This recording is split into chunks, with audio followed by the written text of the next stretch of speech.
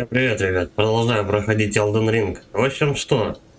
На основе предыдущего стрима я все-таки переоделся из самурая в бродягу. Как-то не знаю, мне попроще играть с этим чуваком. В принципе, они между чем собой отличаются. У самурая чуть-чуть побольше стамины. Ну и меч чуть-чуть подлиннее, как бы катана. А так, ну лук имеется. В общем, незначительные нюансы. Также, в принципе, парирование у рыцаря тоже есть. Это мало что изменило. В общем, что, мужика я здесь завалил, только что буквально. Ну, я его и на прошлом стриме убивал, так что ничего, в принципе, не изменилось. Давай мы вот это дело здесь все зачистим. Пам. Пам. Туда, наверное, сходим.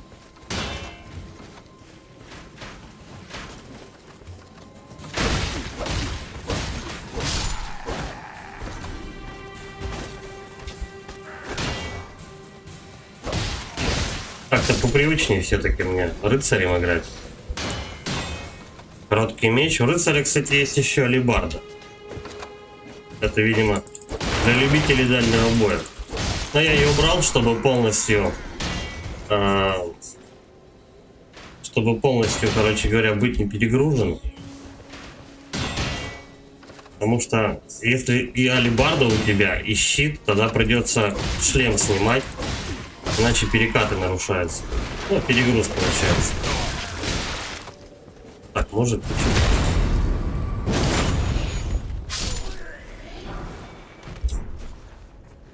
Ага. Ой, еще последний. Бэкстепчик ему.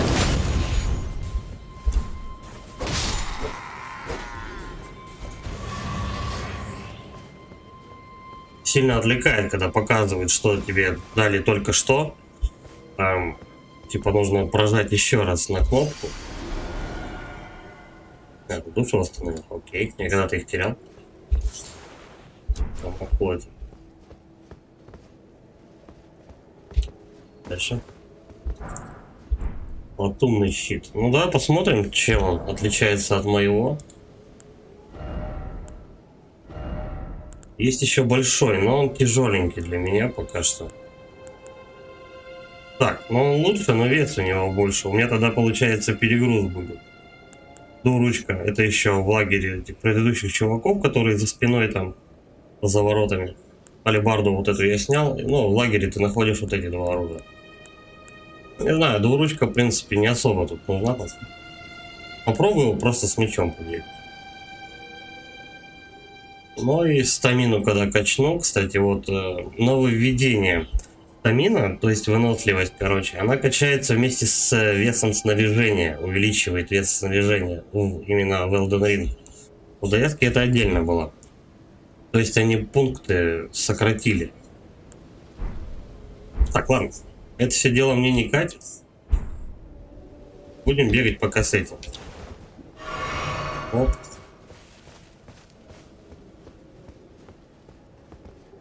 Да, мы тут путь пробьем. Можно, в принципе, напролом, на коне прям промочить, вот так вот, пробежать, игнорировать всех. Но я решил тут все зачистить именно, чтобы никого не оставалось. Чтобы подробненько все это дело осмотреть. Сперва радость. Ну и когда за рыцаря я начал, я хотя бы в правую сторону не ушел. И не попал в какой-то там странный данж, из которого не выйти, который ловушка там. В начале стрима пришлось с этим делом тут побегать. Поэтому я туда не ходил. И отсюда я там не взял камень для заточки меча. Поэтому у меня сейчас чисто дефолтный непрокачанный меч. Ну, вполне со своим этим задачей справляется, так что. Все равно он успел разбудить этих чуваков.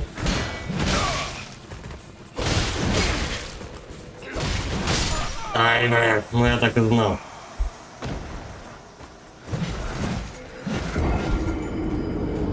Ну, надо аккуратно на них нападать как-то. Сейчас опять придется с этим здоровяком мочить. Печалька. Может, на коня сесть?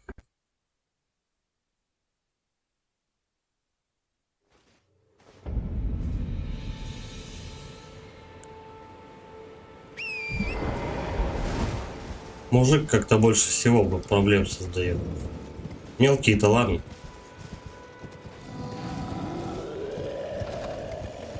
Ну-ка, вот так если сделать.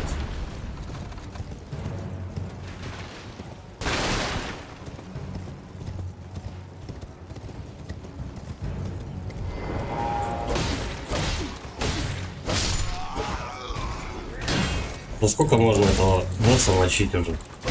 Ну как он? Боссом я его не назову, конечно.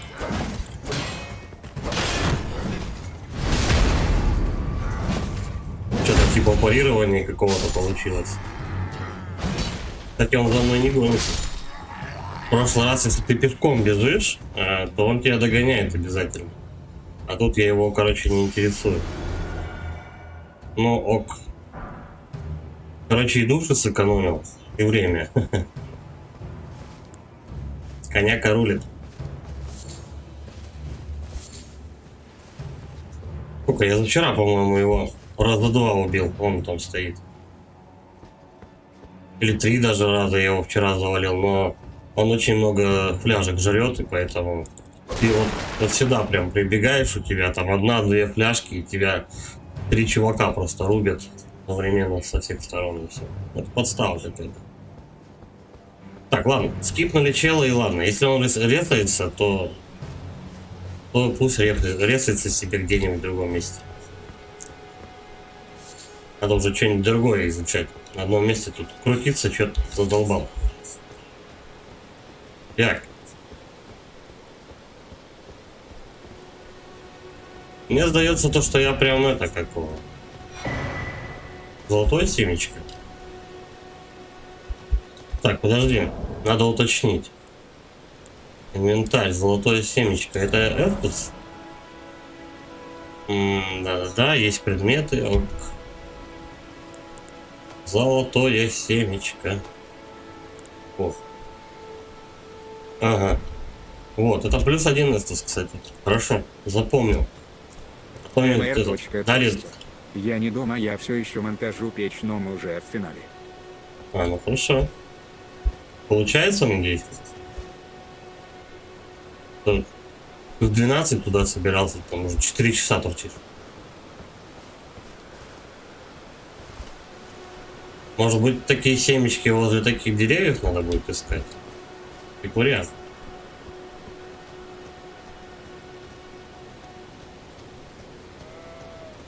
Полочек полупим, чё нет? Одним махом себерых убивал. Чуть даже до них этот как дают. Как они, руны называются? mr.тостер. Уже затопили части. Ага. Вот. Хрена тут что-то баранов пасется. Бля, они еще агрессивные. 6 рун дают за этого барана. Барана зарезал.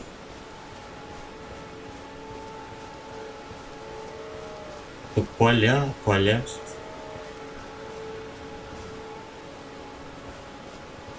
Так, у нас еще, кстати, получается смена погоды. Был был дождь, сейчас какой-то ветер, сильный ураган. То есть это, походу, претендент на динамическую смену погоды. Там ни хрена себе какая здоровая гусеница ползет. Полки. Подкрался. Андрей Тихонов. А чё, пешком бегаешь? Не знаю, так интересно. Так, гусеница это живая. Каменная гусеница. Охренеть. Я пока так зырю, а чё мне куда торопиться? Я когда путешественница тут все исследую потихонечку. Чё, не зря старались, что ли?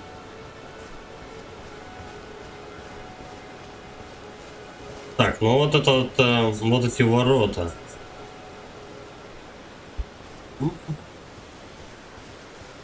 Как вариант, можно, конечно...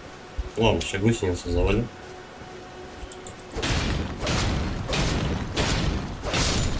Здесь они это, не бешеные совсем. Ломок руин.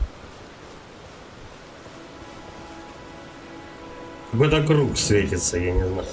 Узилище на грозовом холме. Впереди требуется парировать. Что за узилище? Это, наверное, данж какой-то тоже? Я не знаю. Сейчас опять куда-нибудь заберуть просто, и потом можно будет не выбраться. Так. Они прям тащат меня вот сюда, ну ладно. Это как в Зельде, короче. Ты просто, у тебя открытый мир, ты ходишь и следуешь. Ага. Злой какой. Стоять.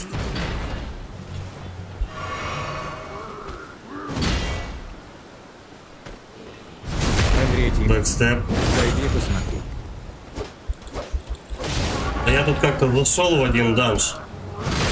Я потом с него хер выбрался вообще. Серьезно, блин? Вот утырки. Надо костер искать. Вообще. Ну его есть, конечно, вариант замочить.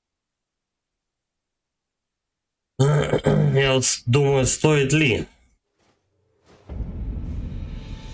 В этом, чем понятно была ДС-ка третья, что ты идешь по коридору, четко знаешь, что ты не свернешь ни вправо, ни влево, и тебе надо именно туда.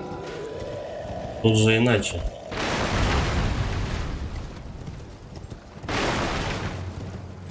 Ну, раз уж тут я все смотрел, можно просто это дело пробегать. Как они там воюют сами с собой. Главное сейчас душу восстановить. Там спарринг, но не стоит. Ага, вот это для чего. Узилище называется. Пиздец. Почему узилище? Ну, хотя, о чем я спрашиваю? Тут гусеница камень. Так, для начала, короче, надо что, как минимум души вернуть. Там поглядим. Попробую еще раз с этим мужиком попадаться.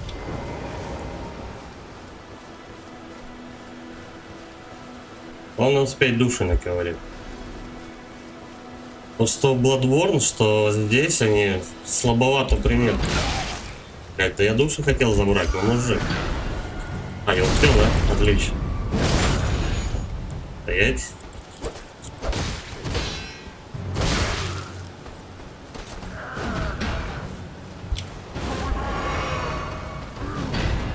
Он на дамаг себе кастует всякую фигню. Так, стой. Да бля. Это кольцо какое-то пялишь в ДС-ке там, я не помню, но ты таким же красным светишься. Щита у него нету. Его как вариант можно размотать. Вот таким образом. 282 руны. Не знаю, для меня привычнее душами называют. Пойдем посмотрим, что он охранял.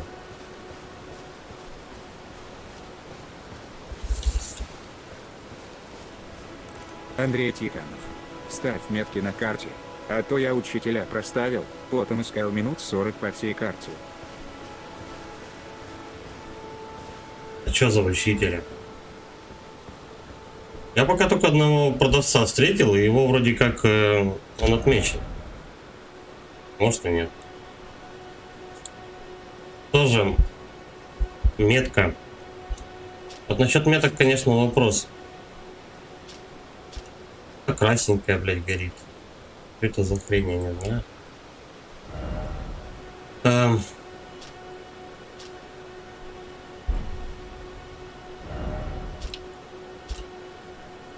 Я не на геймпаде играю, я не знаю, блин, как метки ставить, на какую кнопку. И вообще, пока, в принципе, я ничего такого не отмечал. Не встречал, точнее. Прям что-то полезного. Знаю, что вот здесь вот, где мужик, продавец находится. В принципе, тут ставить метку не обязательно. А больше я ничего такого не находил. Ну, карта тут отдельная песня на самом-то деле. Андрей Тихонов. Ну будут вот продавцы и учителя. Карта тут отдельная песня на самом-то деле.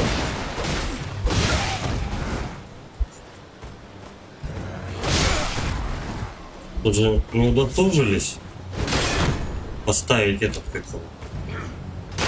раскладку, как на клаве. Потом сиди гадай. Андрей Тихонов. Ну я на будущее. Я вчера как-то эти метки включал, а сейчас что-то не получается, я не знаю где. Давай еще раз. Поставить путеводный луч. Ну это, видимо, путеводный луч, это у нас метка. Ну точнее, куда идти-то собрался. Наверное, я не знаю. Так, места благодати. Y отмечен. Это у нас Y получается вот это кнопка. Вот, метки.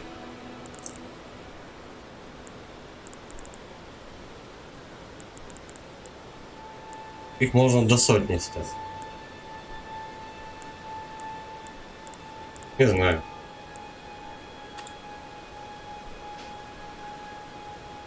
Давай вот здесь мужика отметим. Если то он. Я не помню. Ну да, вот тут вход получается. Да, грозовые врата, и он рядом. Мы его отметим вот здесь как этого. Как мужика какого. Просто, ну, метка описаний даже не имеет. С одной стороны, это прикольно, как бы. Новшество такси, ну, как бы. Ты никогда не создавал самостоятельно в играх карту. По крайней мере, у меня такого опыта не было. Впереди навоз. Ну, скорее всего, в сундуке он, да? Талисман со стрелой. Вот здесь ставятся талисманы. Увеличивает эффективность дальность луков. Да у меня ни одного нету. Смысл его пялить. У меня луков нету. У самурая выдают лук. Но это, по-моему, единственная какая привилегия. Помимо его чуть-чуть длиннее катаны, чем меч. Хотя, по идее, если рыцарю дают алебарду, как дефолтное оружие, я имею в виду. Самураю дают катану, так что одно другого как бы нивелирует, я скажу. Так, ну и все, можно, наверное, коня куда вызывать. Так, пешком пройти, посмотреть внимательно. Алебарда, кстати, я посмотрел, тоже штука неплохая.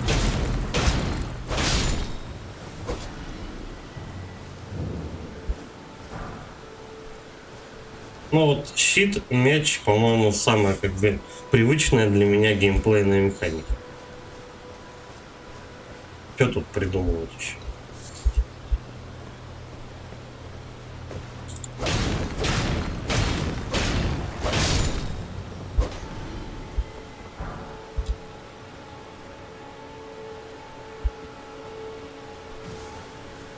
По желанию, если потом катана найдется, можно как бы и катану найти. Разница-то какая?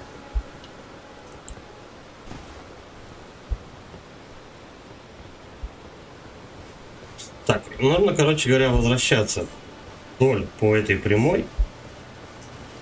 Давай мы конника позовем, да? Пла-пла.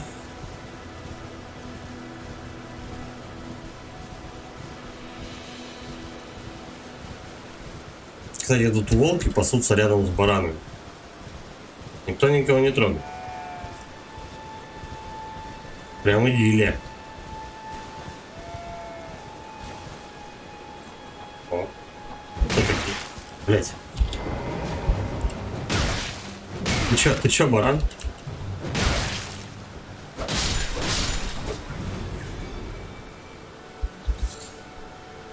Я думаю, в них есть что-то зловещее. Они подкрадываются, короче, и постоянно пытаются тебя боднуть. Ну, причем они это делают тихо, как ассасины.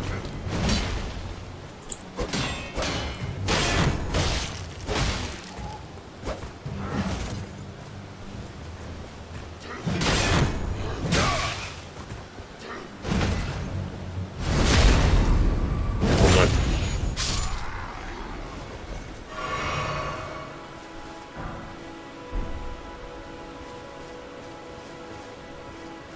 Ну, надо костерок где-нибудь найти. Там поднять левел. И поставить немножко другой щит.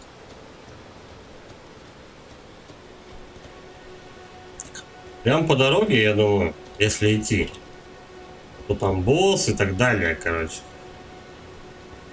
Когда-то же он должен тут быть, правильно? Из больших пока встречался только мужик на коне, которого я не трогал. И этот какого, ну, который возле врат там тусовался. Больше никого. Ну, первого самого босса я не считаю. Я обязан на нем. Вот, кузнечный камень. Можно будет меч повысить на +1. Наряга. Угу. Но в чем-то лучше, в чем-то хуже. Чуть-чуть баланс повыше. Ну, такое себе. Это вообще какая-то фигня. Перчатки, причем у меня уже их 2. Ладно, там мы, наверное, останемся в том, что есть. Не вижу смысла пока что-то менять. И так вроде все устраивает.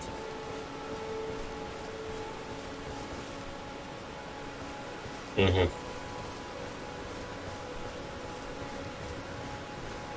Но в эту сторону тут далеко не получится пройти.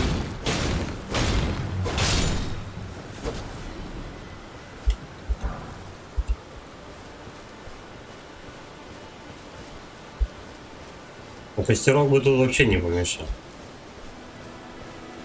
По-любому скоро будет.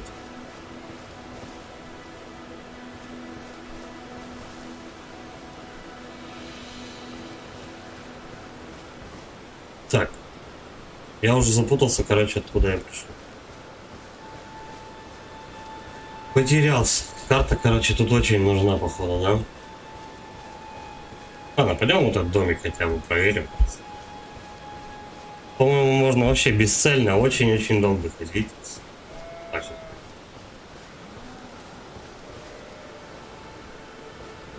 Там еще один какой-то здоровенный ряд мужик.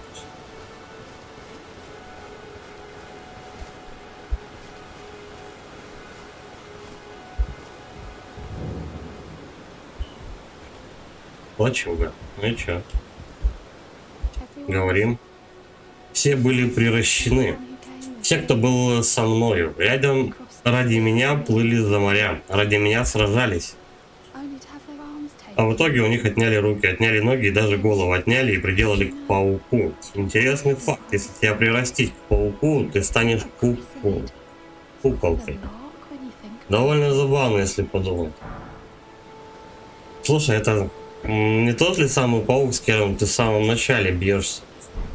Может, она про него говорит? Ты ведь путешествуешь в одиночестве, не так ли? Направляешься в замок грозовой завесы, вероятно, поддавшись уговорам человека в белой маске. О, ты и впрямь хочешь слиться с пауком воедино. Тогда мы с тобой 2 сапога пара. Но мне не достает твоей отваги. Я хочу, чтобы как все, но я слишком испуган. Я трусиха только и всего.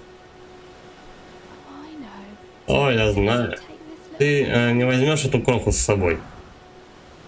Прах призрачной медузы. Этот бедняга заслуживает кого-нибудь храбрее меня. А духи к тебе благосклонны. Малыш будет рад твоему обществу, полагаю. Я так понимаю, была рада встрече. Но если вдруг встретишь в замке грозовой завесы маленьких куколок, передай им пару слов, хорошо? Скажи им, что я их люблю, и, невзирая на свое малодушие, скоро к ним присоединюсь. Я со временем стала хорошо понимать, что значит боль. Я так понимаю, это медузу дали вместо волков. It's a pleasure to see you. Oh, Рада встрече, хорошо. Да. Прямо повторяется.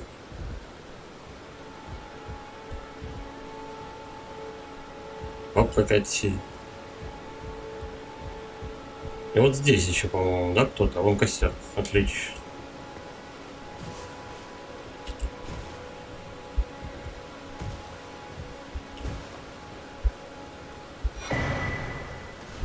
Опять мечевидный ключ.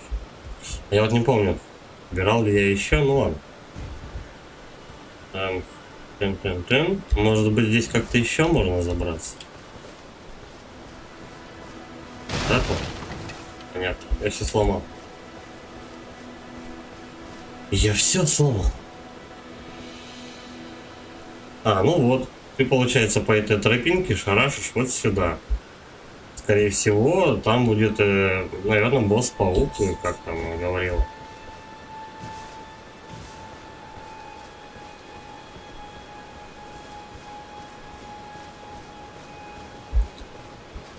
Давай костер мы отметим, качнемся.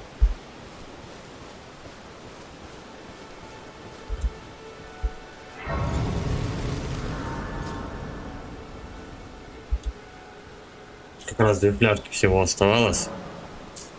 Так, повысить уровень. Вот я о чем говорил, то что максимальный вес снаряжения и выносливость тут качается одновременно. Давай мы силу поднимем. Нет. Выносливость +2 будет желательно. Мне не хватает. Ладно, пойдет. Давай так. То есть стандартно качать надо жизненную силу, стойкость, потом просто силу, ну и потом ловкость. Вот эти вот 1, 2, 3, интеллект 4. Эти параметры чисто для магов. Ну потом можно что-нибудь с магией издануть, так сказать. Только такая пьянка. Так, фляги. Увеличить количество. Я семечко подбирал. И все. Стой, а пепел войны? Я могу на костре пушки заточить? Нет. То.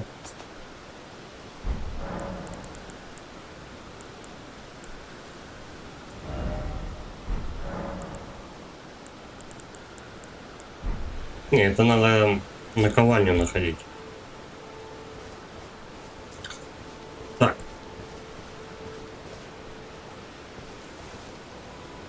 Угу, там вон банда идет. Вот, короче говоря, у нас тут домик, дорога, но надо вот сюда, я думаю, сходить. Здесь, типа, я все пробежал. Вот до сюда я все пробежал. Чик-чик. А вот здесь вот можно было бы и проверить. Прям вот этот вот пятачок весь исследовать. Я думаю, будет интересно.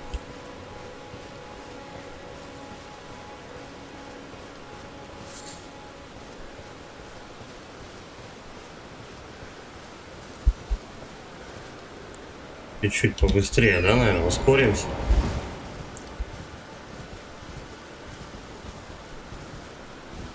Но не так, чтобы шибко разогоняться. Где-нибудь на интересных местах можно останавливаться. Вон мужик какой-то. Так, а вот здесь я, по-моему, вот сюда для начала, да, сходить хотел. Карта. Угу. Вот так бы, наверное, да, пройти как-нибудь. Попробую сейчас.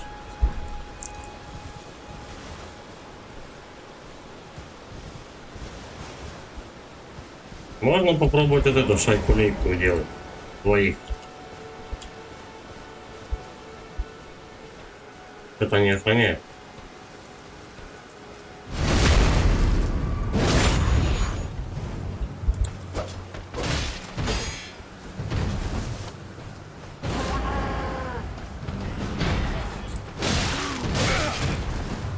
Запомните, что не стоит на него лезть.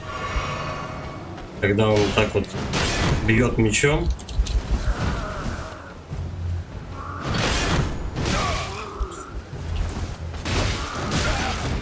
Блин, так и вынести может.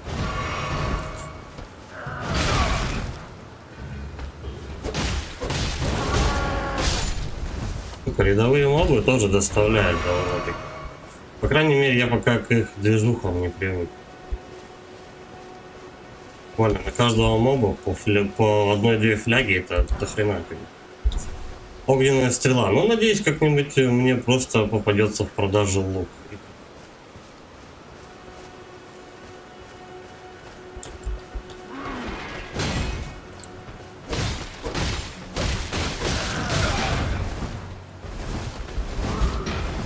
Кстати, меч чуть-чуть стан накладывает.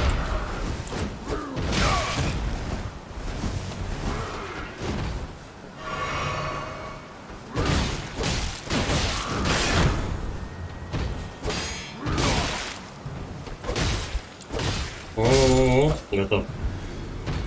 Да.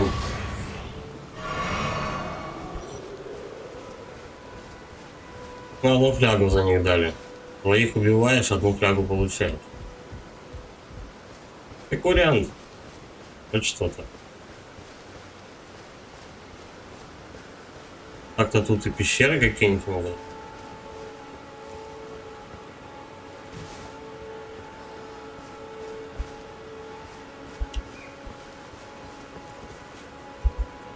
Ладно, хрен с оленем. А я тут не был. Тоже костер. Мужик какой-то стоит. Давай посмотрим, может быть тут наковаленка есть. Меч заточить можно будет. Где я вообще нахожусь? Ага. Ну, примерно как и планировал.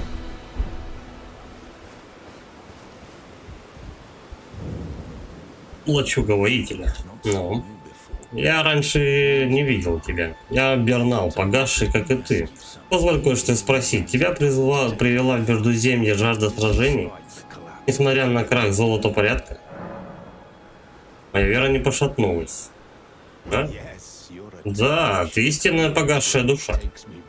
Сейчас такая преданность на вес золота, не то что раньше. Не желаешь ли обучаться моим боевым приемам? Я опытный мечник, но и у меня когда-то был учитель.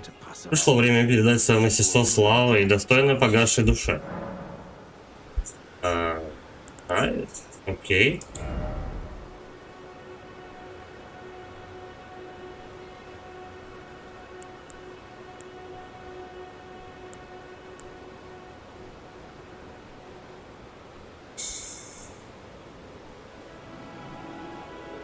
По-моему, вот этот рык такой же, как у мужика вот этого был, которого мы сейчас убивали.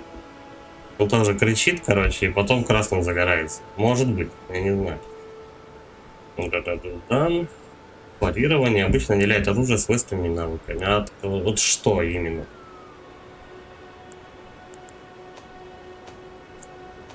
Слабоватое пока описание. Видимо, надо как-то раскрывать каждое, да?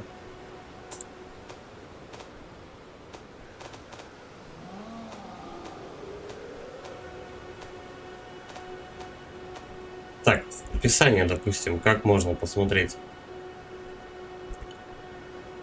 Что дает это хреново? Нет. Так, поражающий выпад. Навык позволяет миновать щит врага, сражаясь с колющим оружием. Накопите силы, затем сделайте мощный выпад, чтобы пробить блок. По-моему, у меня такое есть уже. Ну, в смысле, не прямо как этот, как кокобилка, а есть это просто в обычном навыке. Пепел применен только к среднему и крупному вооружению, способен носить колющие атаки. Боевой клич. Спустите боевой клич, чтобы подбодрить себя и усилить атаки. Навык действует сильные атаки и заменяется на мощь. Пепел применен к оружию ближнего боя. А это, видимо, щит, да, какой-то?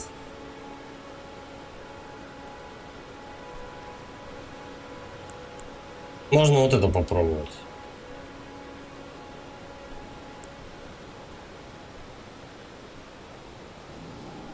Она типа как вместо кольца будет действовать.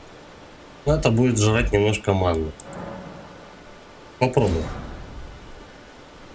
А вот с чего. Ну что ж, до новой встречи, хорошо? Может, что в округе еще есть?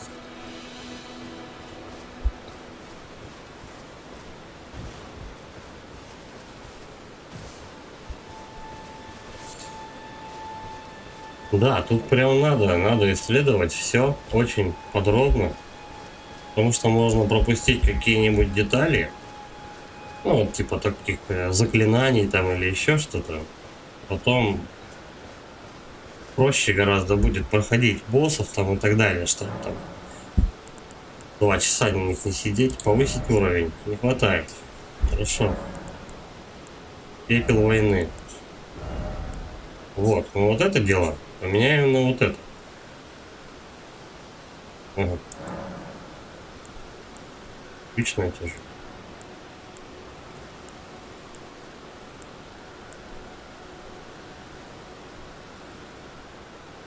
Ладно, это дается вроде как...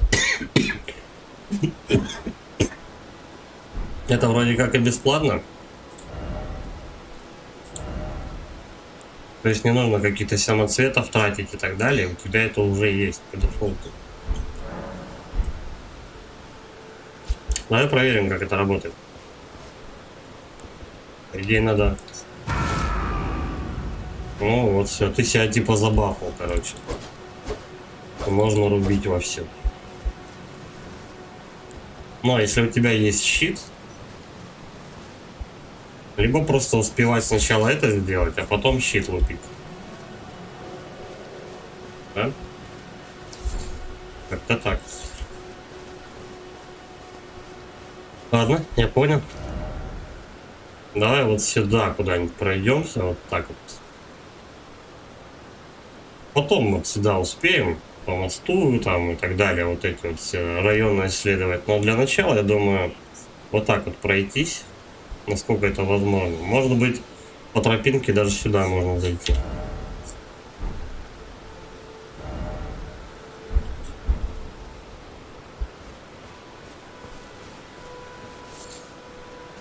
Ну, карта понятна более чем. Даже ландшафт отобразили. Что? По-моему, даже получше, чем в том же самом Dying Light.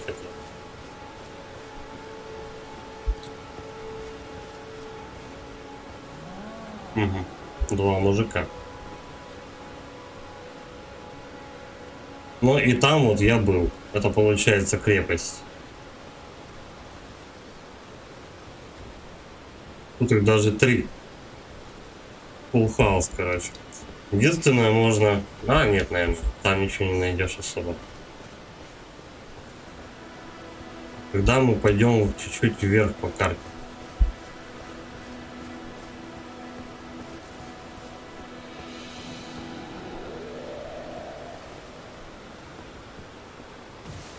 Этих товарищей пока агрить не обязательно. Пока они там себе гуляют. Бля, тут их 4, ну ни хрена. Ну, кстати, там что-то светится. Давай мы вот как поступим. Чик. И туда, в центр. Мы сейчас всех обманем. Вот это такое. Ну, быстрее. Бля.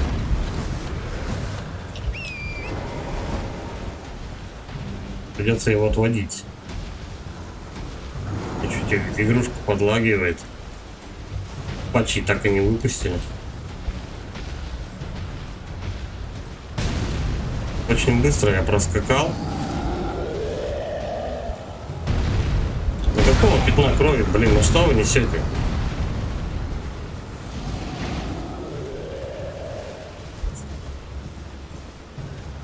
Ладно, я хотя бы сюда скажу.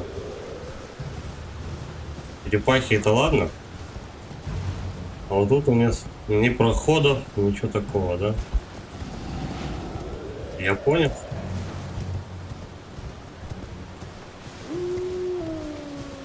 Бля, что за статуя такая? Ну и все, тут ты, в принципе, выходишь наверх. Яйцо со змеями, что ли? Бля, какая каракатица. Я что-то не хочу, по-моему, с ней встречаться. А он мелкие такие же. Разлющие вообще. Андрей Тихонов. Вчера не мог никого призвать, знак есть, а пишет, что призыв невозможен. А ты гуглил вообще, как это делается? Может, что-то не так делал? Не статую сломали. Кузнечный камень. О. Я не зря тут носился. Так, давай, ни хрена тут их расставлено.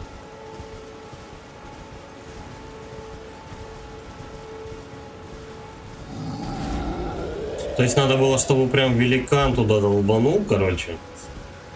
И потом ты сможешь качнуть, ну, точнее, забрать этот камень. А так оно не пашет. Андрей Тихонов.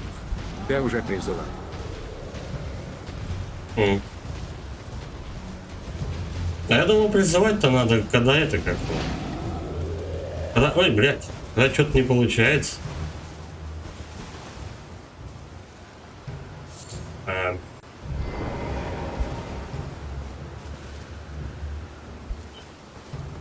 Так-то игра типа, ну, про одиночный плеер. Андрей Тихонов. Да и сам оставлял знак призыва. Все норм. Отчет не как вчера. А может быть, что-то не работало. Сервера какие. Блядь, тузик сейчас меня загрызет. Не, нормально. А вот этот мужик, он злой. С ним придется попадаться. Андрей Тихонов. Да не путать можно не только убить.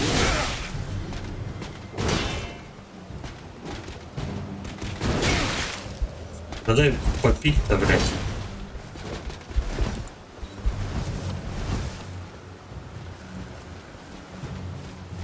Да, я знаю, да, что тут можно не только у босса, тут просто можно...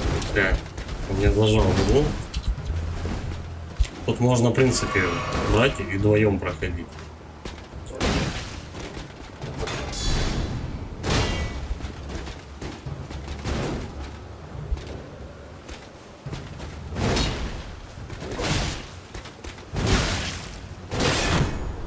Проблема в том, что я не экономлю стамину, твою мать.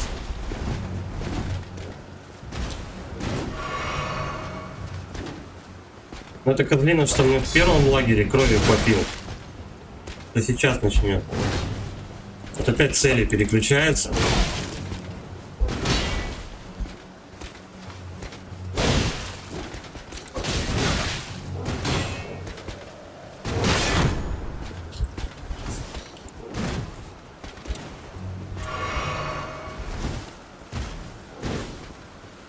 Это тяжело мне с этими рыцарями бодаться. Опять цели переключаются, ну ёпа мать. Блять, ну ты серьезно? Он на тех смотрит, вот на тех, и все, а на этого хуй кладешь.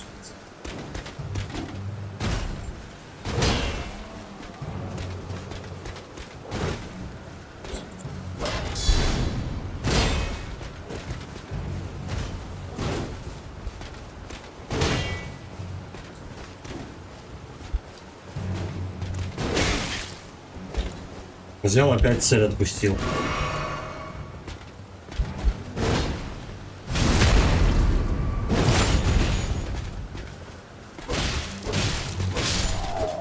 По-моему, тут серьезно какая-то проблема с таргетом вообще. Андрей Тихонов.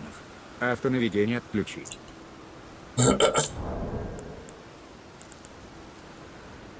Так он тогда, наверное, сам не будет.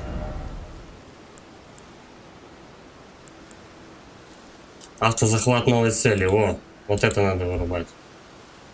Вот так, по-моему. Попробуем. А то вообще ты просто на одного целишься, он хлоп, видит других врагов рядом, хлоп-хлоп на них, но на этого потерялся, он тебе в спину рубит. Сколько раз этой херней уже попадал. Короче, надо попробовать, или то, или другое должно сработать. Yes. Хорошо.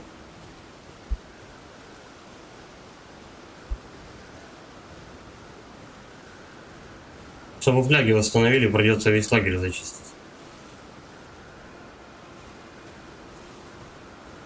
Желательно аккуратненько.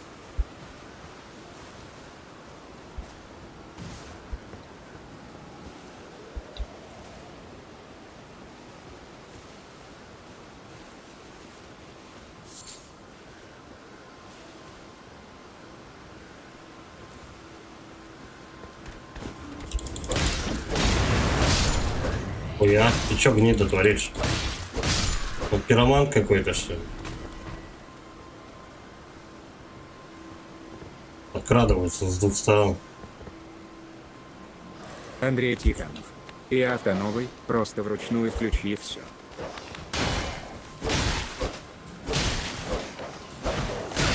Вот опять он, нет, он опять переключился.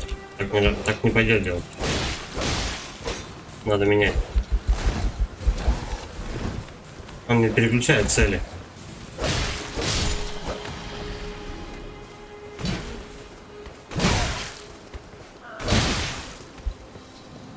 Блять, у меня одно хп осталось. Ни одной фляжки.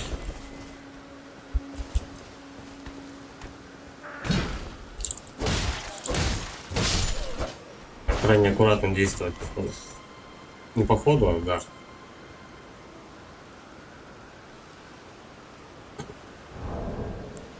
Просто вручную.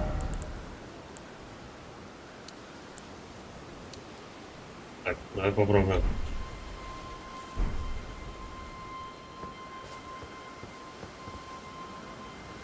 Будет здорово, если сработает.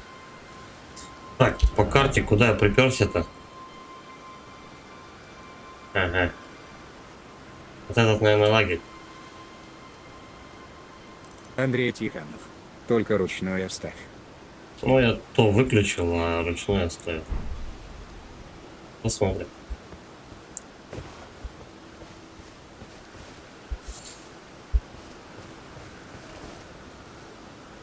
Где-то тут костерок, наверное, должен быть. По логике вещей. Колокольчик. Я что-то задел растяжку какую-то. Что за хрень? Вот костер. Да, я, наверное, лучше заново лагерь зачищу. Это что-то беспредел какой-то.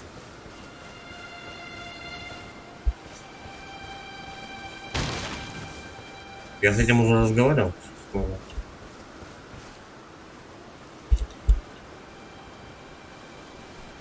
Местность немножко похожая, можно просто этот, как его, крутиться на одном пятаке и с разных сторон его обходить. Ну, так можно, кстати, тактически правильный подход к базе какой-нибудь найти. Стойкость. Вот еще хочу починить. Или силу, блин, долбану. Ладно, давай силу до 20-ки. Андрей Тихонов. Черепки разбивай. А часть не дает.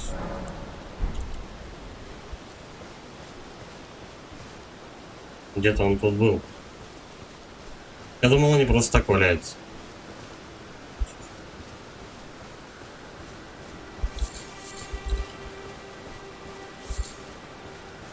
Я, по-моему, уже потерял, где лагерь.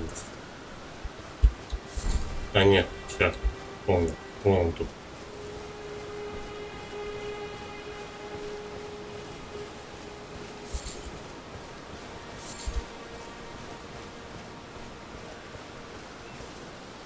Тушканчик. Так. Угу, это была растяжка. Причем в самом деле, что мать его растяжка. Вот такие пидоры. Кстати, раньше такого не было. Классно. Молодцы. Подготовились. Вторжение. О, ебать. Тут их еще трое. Они в кустах прятались.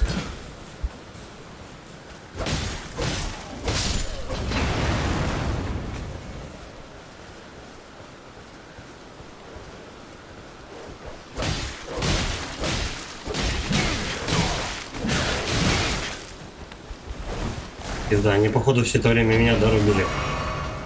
А звуки были, как будто я их ночу. Так и отъехать можно.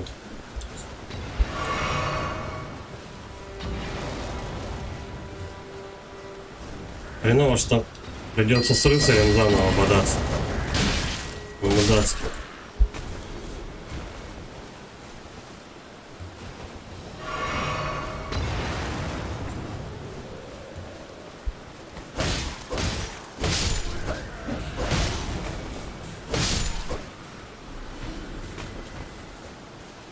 Здесь 3 фляги осталось.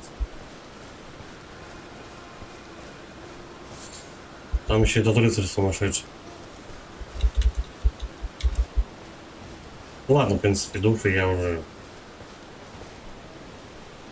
парил, так сказать. По-моему, он тут единственный кто, да? Ну еще тут человека 3. Сейчас я попробую его еще раз также обойти. Правда, пси, наверное, лежит. Бля, умно сделали, конечно, да?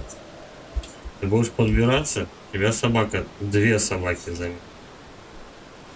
Если не заметит рыцарь.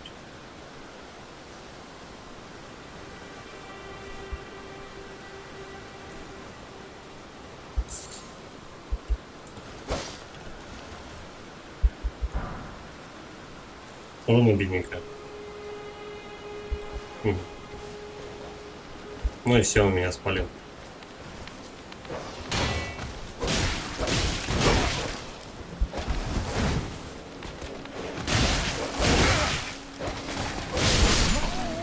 Блять.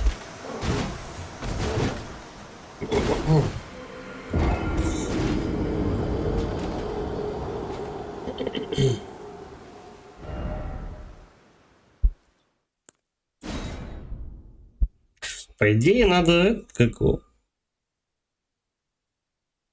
надо первым его валить, а потом всех остальных. Остальные потом проблем не... Ну, с остальными проблем не возникнет. У кого он только самый жесткий.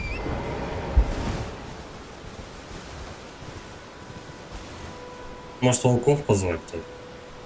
А народу много.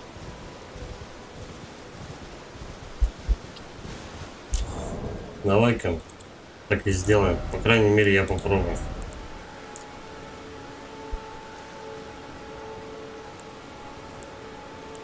Да, медуза, кстати, вообще что-то ни о чем.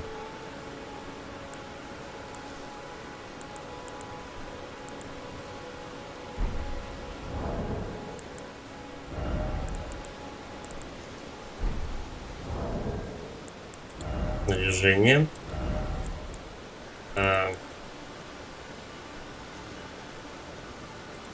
Был же колокольчик.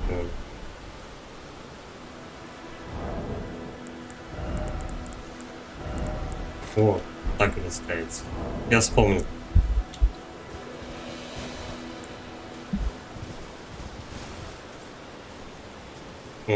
Пойдем с волками. Чё?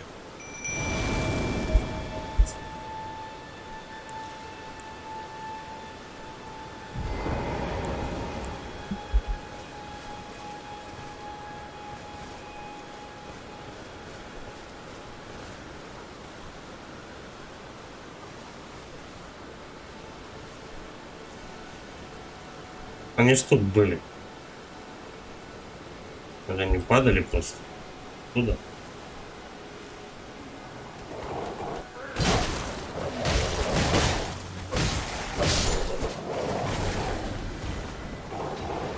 Так.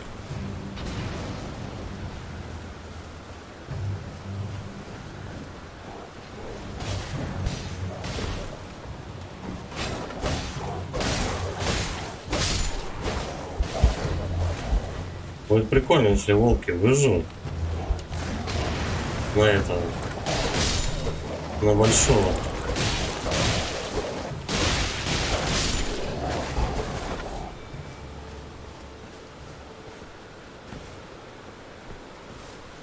Волки. Неплохая штука, кстати, хорошо помогает.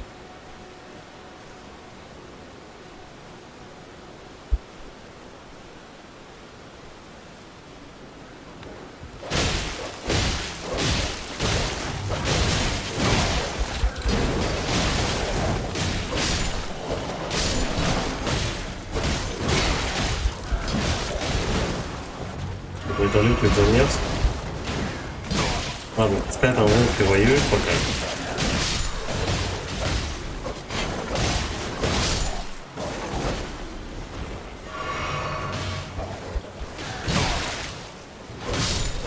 Это я забыл про щит вообще.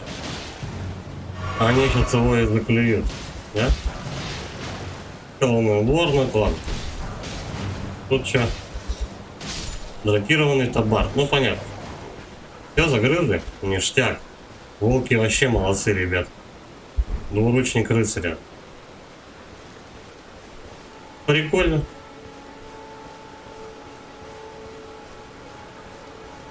Короче, если какой-то большой лагерь, либо, ну, как сказать, большой относительно и так далее, призываем волков. Не молодцы. Меньше времени хотя бы будет занимать вот это вот все, и не надо будет переигрывать 10 тысяч раз. Волков призвал, лагерь зачистил. Угу. Какой-то щиток дали.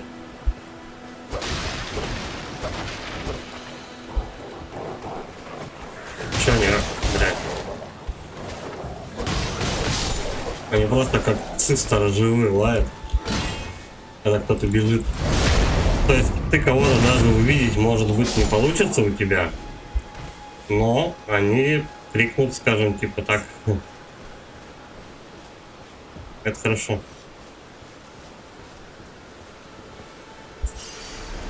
О, и рунки вернул.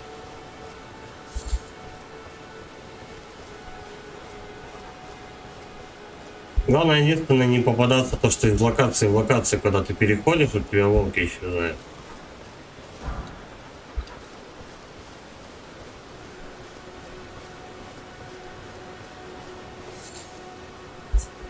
Что за бабочки, я так и не понял. Почему?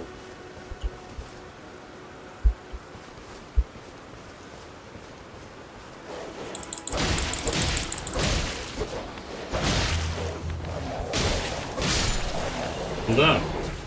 Блин, я буду, пожалуй, волков качать, они крутые. Ну, если будет такая возможность.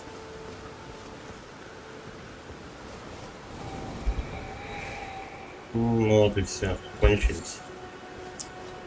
Кончились дети ночи. Так, карта. Вот как раз до конца тут пробежаться. Я думаю, там мост.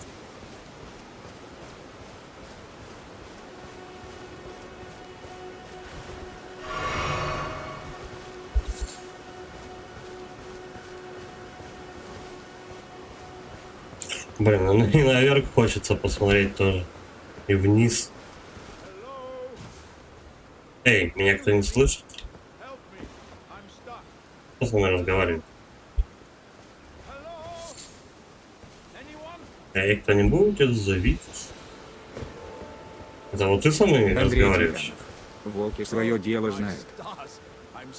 Да, волки крутые. О, звезды, как же я рад. Я Александр по прозвищу Железный Кулак. И легко заметить, что я застрял. Я думаю, он обманет. Прошу, вызвали меня отсюда. Ну, допустим. Он, мне кажется, бросится на меня. Спасибо, 1000 благодарностей. Просто хорошенько тресни меня сзади чем-нибудь увесистым. Действуй решительно. Не волнуйся, я не такое переживал. Брешь от души, как говорится. То есть, серьезно? Нужно подойти к нему что-то от души вставить? Интересно. Я опять фляги путаю. Ножом, потолкни меня сзади чем-нибудь увесистым. Я выскочу как пробка из бутылки, да, так будет? Мечом треснутым.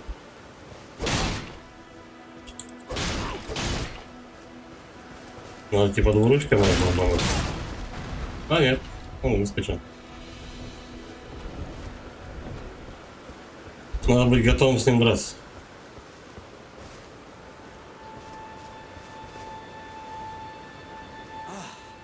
А, ты справился, добрый господин. Отличная работа. Твой могучий удар чуть было меня не прикончил. Юморист. Ну, а теперь я свободен. Это главное. Спасибо. Прошу, прими это в знак моей благодарности. Изысканное мясо. Снова раз знакомство. Я Александр Воин Кувшин. Александр Железный Кулак, если точнее. Я направляюсь на восток, где планирую продолжить обучение военному делу. За этими землями простираются небесные пустоши, пораженные красной гнилью. А на южной границе пустошей стоит замок Рыжей Гривы, где проходит фестиваль войны. Мне и прежде доводилось слышать о таких празднествах. Одно упоминание о них заставляет сердце биться чаще. Мой путь лежит на восток. Да-да-да-да. Ага. Все, это вся информация. Ладно, хоть мясо дал. Ну, в принципе, я особо тоже для него ничего такого не делал. Подумаешь, попинал его.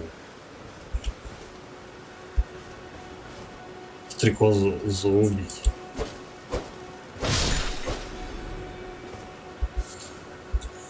Со всех что-то вылетает, но для чего это надо, пока не ясно.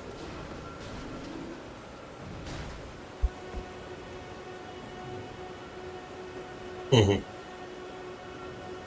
Я пока туда не бежу. Я вот думал, может быть, к этой штуке сходить с щупальцами. Ну, злющая, конечно. Ну, давай попробуем.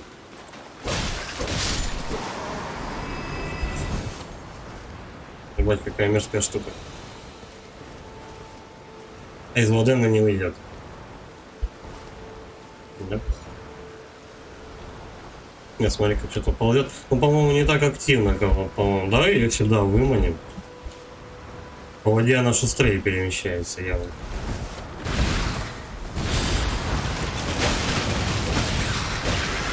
О, сколько у нее жира. Она, конечно, не очень шустрая.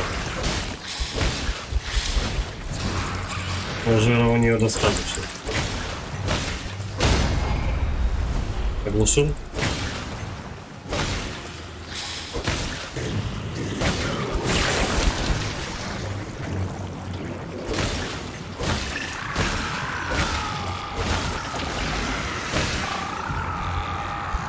Да, мерзкая хреновина. Да, она глушится. Ну и ползут все мелкие пиздюки сюда.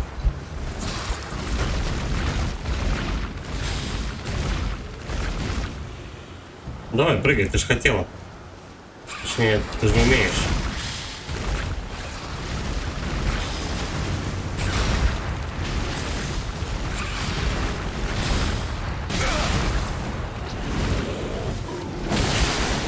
Ненавижу подобных гадов.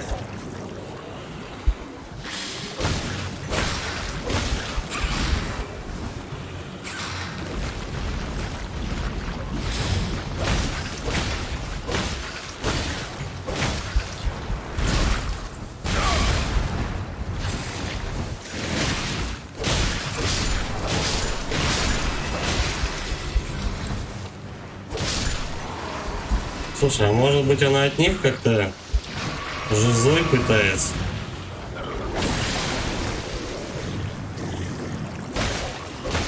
Блядь, все надо вкиливать.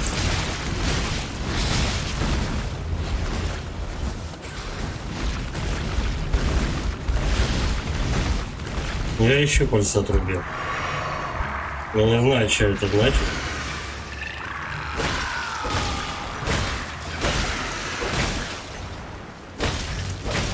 Надолго я буду рубить это бревно. Ломать мне надо.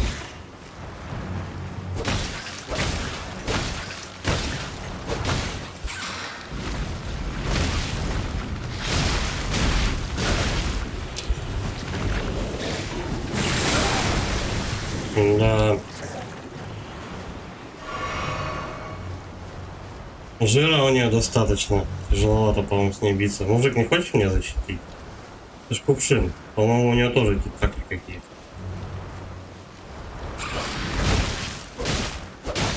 О, порыву ей мочить надо. Для нее так лучше долетает. Бля, ну я сейчас фляги истратил.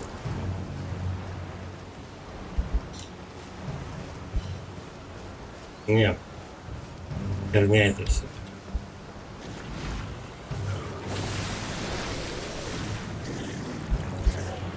Давай, наверное, костер искать. Можно попробовать к ней еще раз приползти. Блин, ну отвратительная хреновина, конечно. А, ну и все, тут тупик.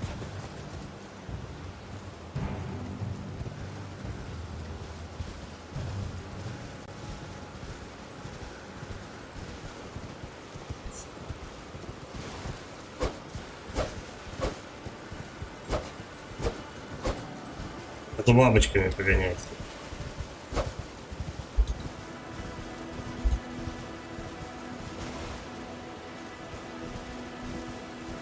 Так, этажом ниже у нас еще один громила. Ну, это, видимо, вот там вот, где я ползал, да? Ой, карта. Ну, да, примерно. Меточку вот сюда поставим.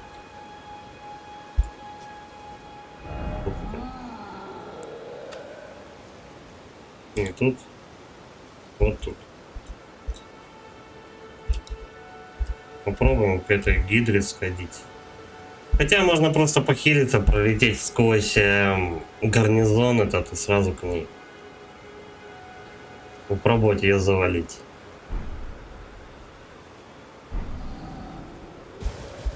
Давай так. Без меток просто. Ну, мне кажется, за ней ничего такого не дадут. Это какой-то рядовой моб, я не знаю.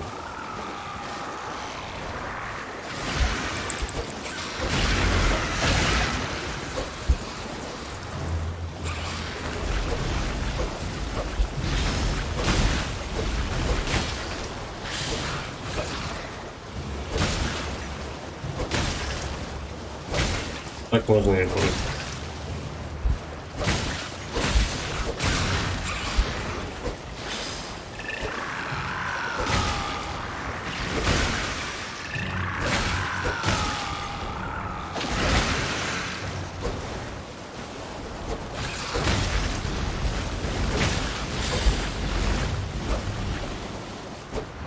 Ну это, короче, надолго. Я порыву надо очень.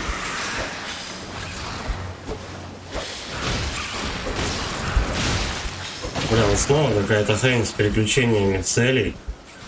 Они снова перескакивают. Так не пойдет.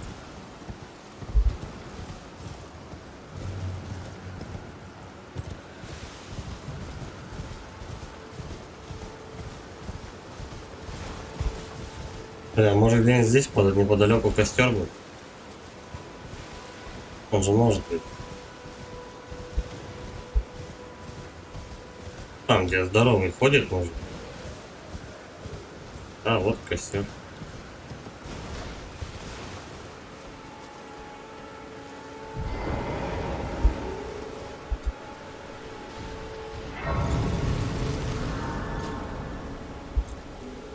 Ну, о чем это и говорит-то, что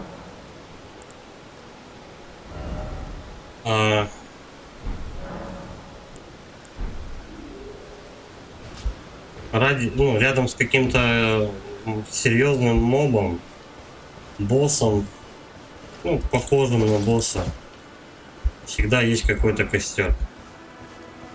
То есть фактически у тебя вся карта, она как fast travel идет.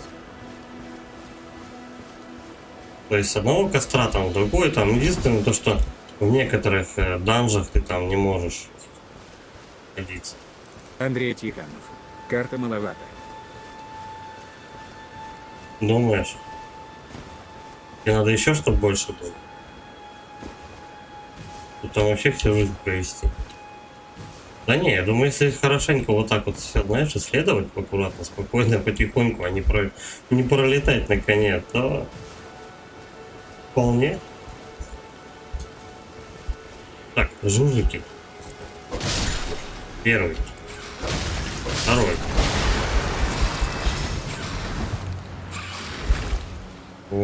Да, давай так вот. Вот так вот. Ну, волков я не могу призвать. Наверное, потому что я на коне. А, нужно кого-нибудь завалить, чтобы волков уметь призывать. Опять переключается цели. Я хуй знаю, по-моему, это не работает.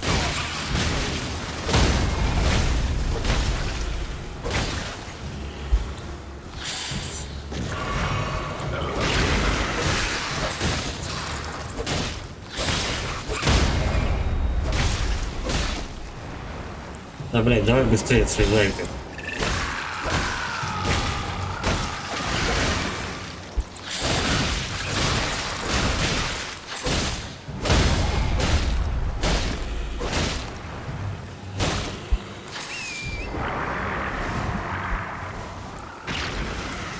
Вот это вот жопа, короче, с переключениями. То есть, чтобы слезть с коня, тебе надо переключиться на кольцо. Блять. Пока вы там... Чтобы слезть с коня, тебе надо переключиться на кольцо, потом вернуться обратно, переключить флешку. Тут же еще волки стоят, блин, это же, по-моему, на геймпаде это все гораздо удобнее. Андрей Тихонов. Вот-вот о коне в некоторые места, на крыше, еще куда, исследования.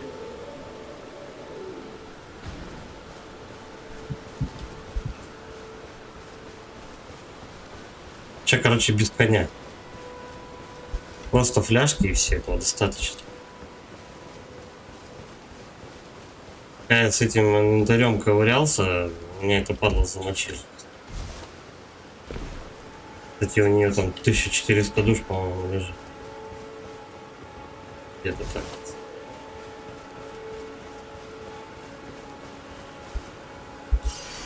Андрей Тихонов. Заяц с конем просто выносит мозг. Ну, это порой очень неудобно.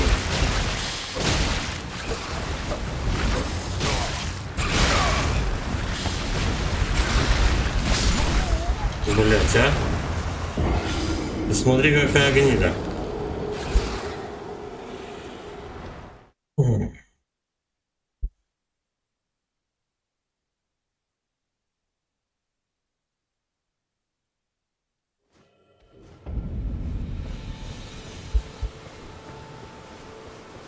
Хуярит и хуярит. А, вот таким цветом у меня души показаны, где лежат. Вот она что. Я думаю, что это за отметка-то такая на карте? Какие-то иероглифы, блядь, хуй поймешь. Души мои валяются просто.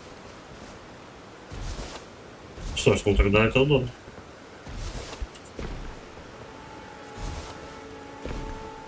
Ведь, по-моему, игра по сравнению со вчерашним днем меньше подлагивает.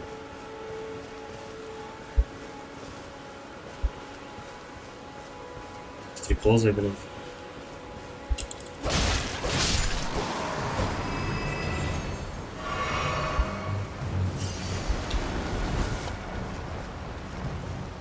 Бля, я не знаю.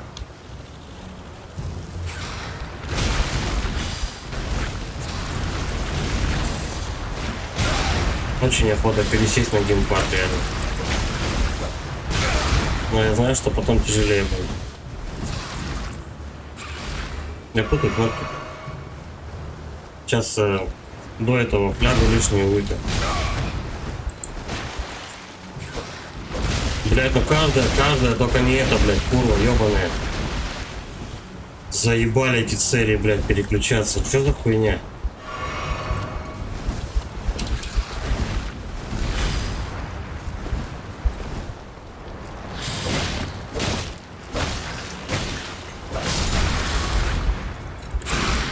Схватила меня щупальцами твоими. Ты смотри, блядь, а? Ваншотик надо. Вот тебе и все. Даже внутренности ее показали.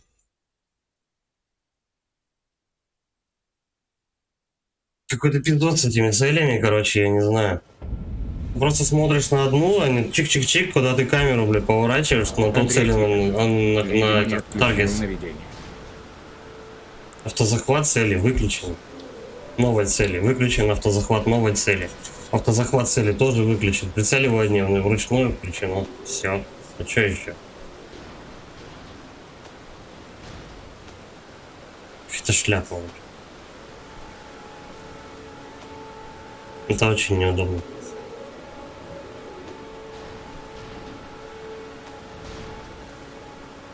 То есть ты поставил цель, короче. И все, и пусть он пляшет вокруг нее. В этом же есть прикол, то что вот так вот бам-бам-бам можно ходить, короче, и все. А он на одного, на другого, на третьего. У тебя там попадется какой-нибудь моб здоровенный, ну как здесь, и куча маленьких, так и все, он тебя просто развалит, потому что ты смотришь на маленьких, ты на него не смотришь.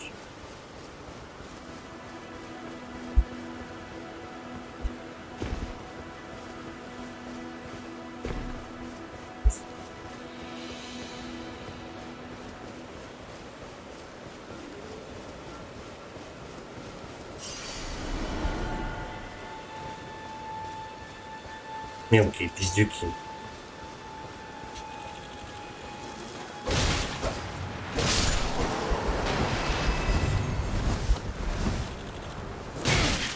Андрей Тихонов. Хз. У меня норм все, автоновый у меня включено и вручную.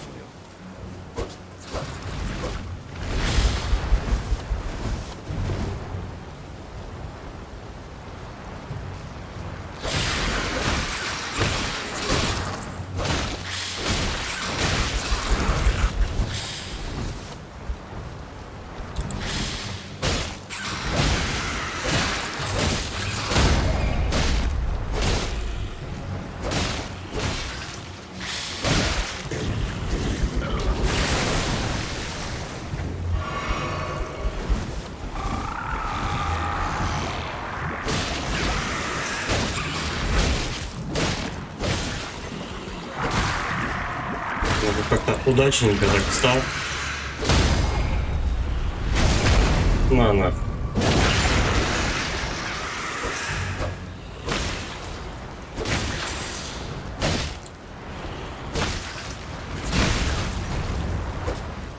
Вот опять полетело.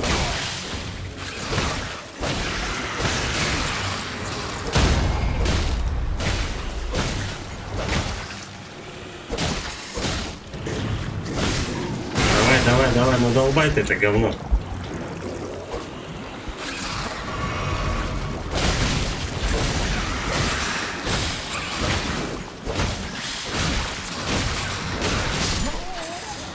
Серьезно? Почему он что?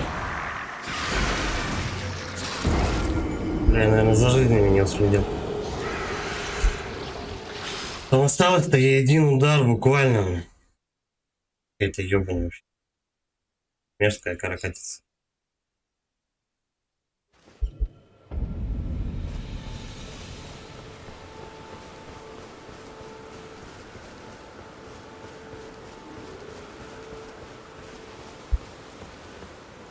Кстати, по-моему, с ускорением тебе это, ты можешь бежать долго очень. Ну, то есть стамина не расходуется.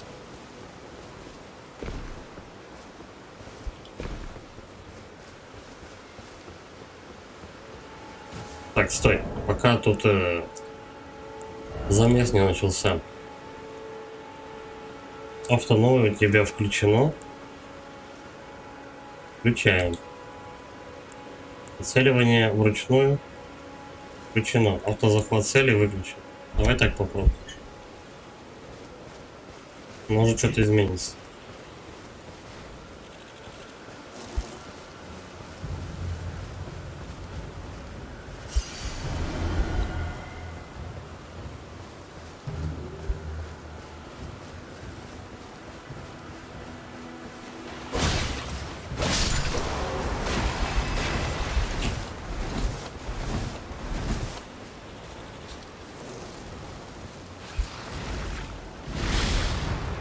Так. Походу сработало.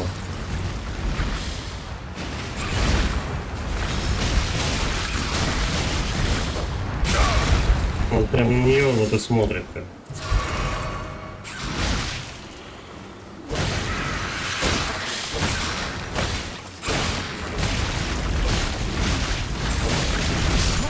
Блять.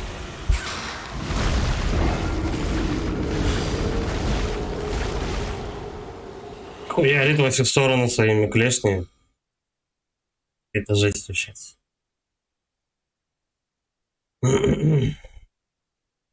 Причем ты вот так вот на каждом мобе походу сидишь, бля. Ну, точнее, я сижу.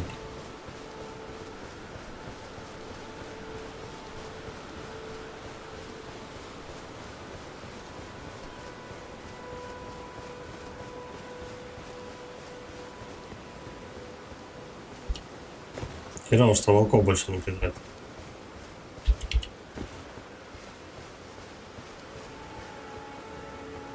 Андрей Тихонов. Попробуй на коне закружить. Да, я вот тоже думал об этом. Ну, на коне ты находишься, как бы...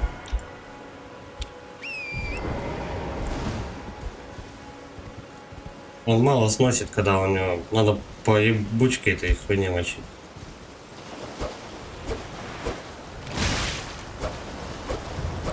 А мелких вообще не достать. Заебись. В натуре классно.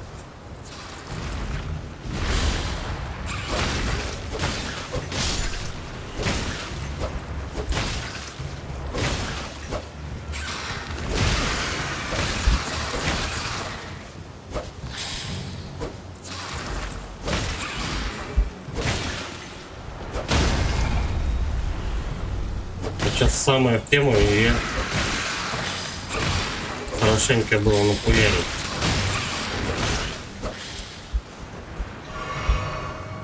Так, тут и мелкие, блять, опять с цели сбросили.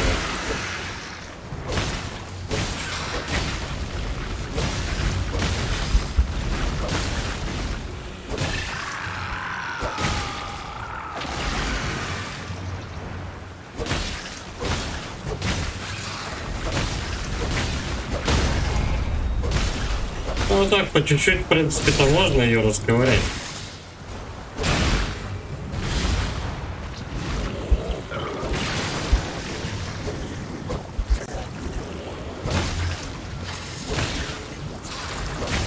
Главное, чтобы она не отхиливалась. Самый неподходящий момент.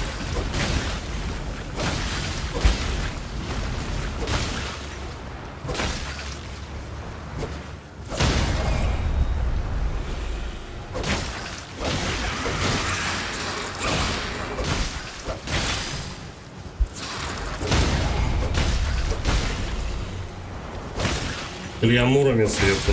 Змея Горыныча. Муромцу не хватает, короче, как стамины. Половинку шип. Ну, надеюсь, она не отхилится просто. Думаю, она отхиливается, если ты далеко от нее отходишь.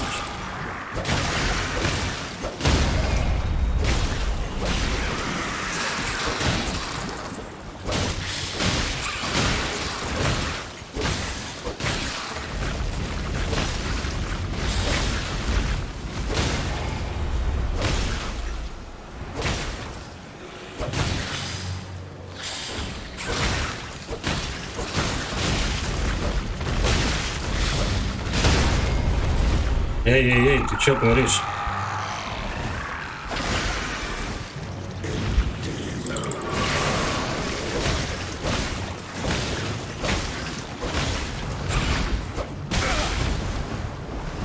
Бля, придется и без коня, походу, убить, я не успею переключиться. Блять, падла, а? Ну, коня давай. Сука, как переключится.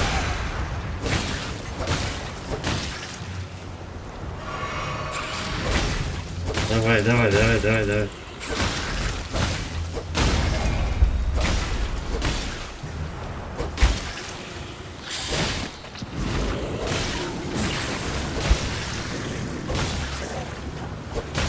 Ну, не так часто переключается, но переключается между целями, в принципе, уже чуть-чуть поменьше мешает это говно.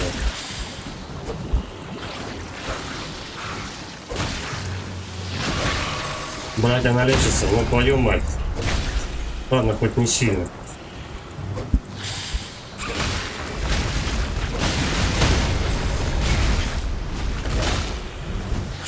Это какой-то трешак вообще, ты ее лупишь, она, блядь, хилится, ты ее мочишь, нахуй, она, блядь, восстанавливает, она тебя лупит еще к тому же.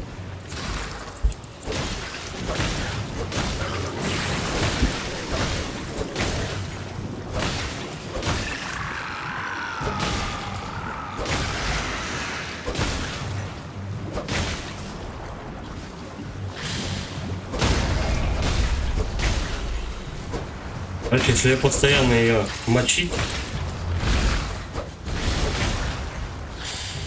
то она хотя бы не успевает отхиливаться. Ты ее как-то вырубаешь в определенный момент.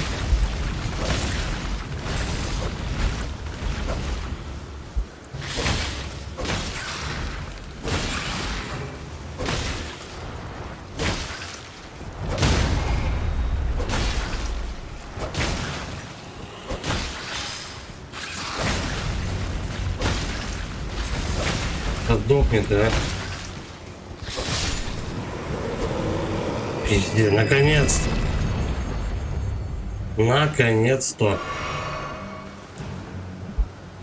Фляги ни одной не осталось. А может быть и осталось, но я так как был на коне, я ее просрал. Подкаст мне нравится. И чё?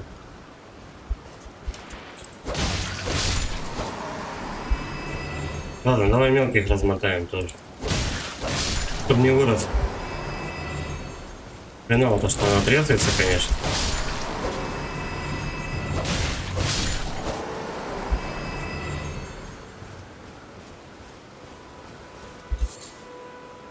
Голова гигантских стрекозов. Может быть, эта здоровенная хреновина что-то охраняла? Ну, хоть что-то, я не знаю, должно же быть. Или просто это, блин, босс, ну, как не босс, точнее, просто моб, который должен тут ничего не делать. Походу, оно тут просто так.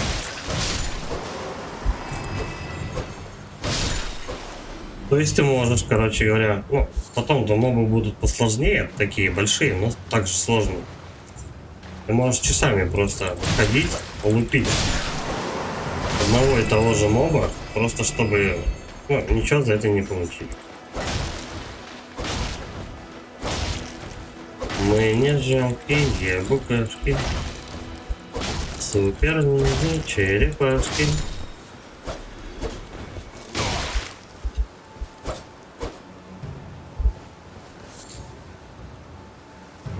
Странные приколы.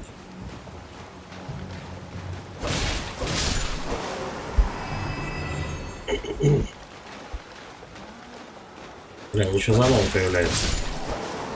Или то новый сползается. О, фляги восстанови. Все, значит, площадь это зачищена. Все, больше нечего тут делать. Завалил я такие тут хреновину. Зачем я этим занимался, я не знаю. Ну, хотя бы я ее убил. Даль. Я вот не знаю, по мосту попробовать пройти. Вот поэтому. Что у нас там идет? Мост, он сюда уходит. Вообще логичнее, конечно, вот тут вот побывать. Ладно, давай попробуем этого мужика замочить. Скорее всего, мне кажется, тут все заново встают. Как ни крути.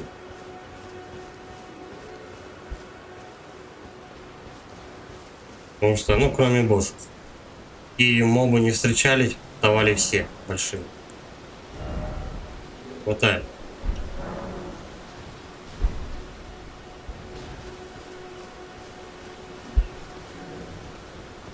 Че у него на башке?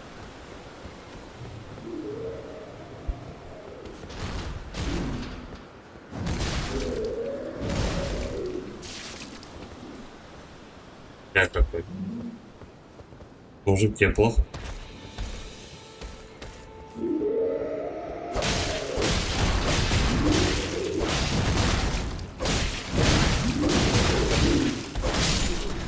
Андрей Тихонов.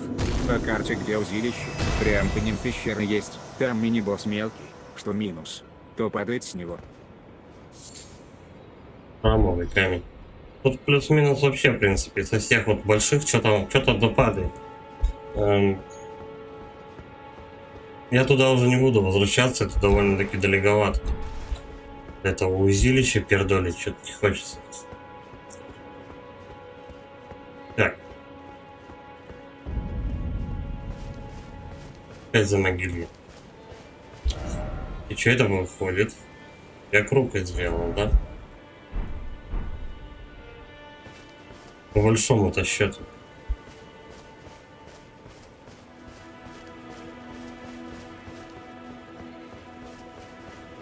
Ну, неплохо он отлетел, этот мужик.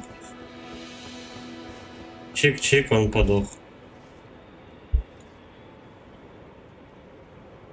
Вон опять это говно там лежит. Прокатится сраный.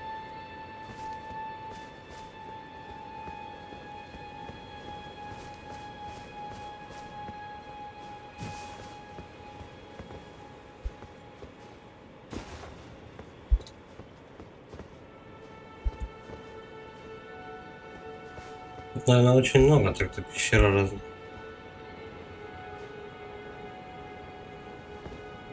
Даже тут кто-то пытался падать.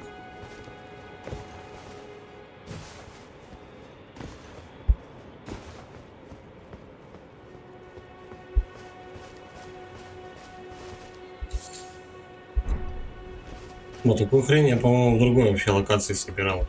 Лилия Трин.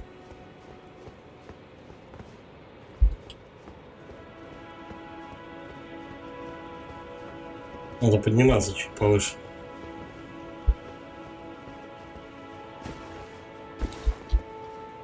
Приблизительно посмотрел, в принципе, возле берега нечего делать. А, блин, откуда же я начинал?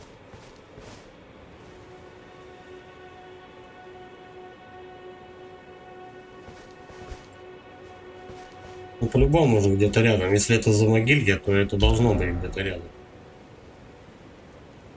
Вот.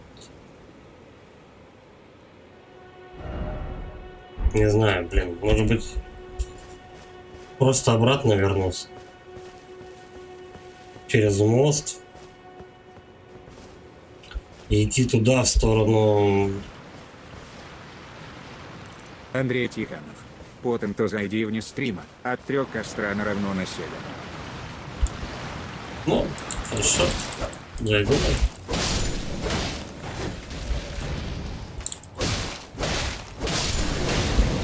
Тут, наверное, столько данжей, то что полный кирдык. Ну, как бы. Бля, а они встают, да, заново? Я за них даже руны не получаю. Пошли вы в очко со своими скелетами. Бодаться с ними, что тут? Их не убить. Не, нахер. Пошел я, короче говоря. Где коньяка? Блять, крадется. Давай, коня. Скакали. Обратно. Я думаю, тут надо искать как-то карты.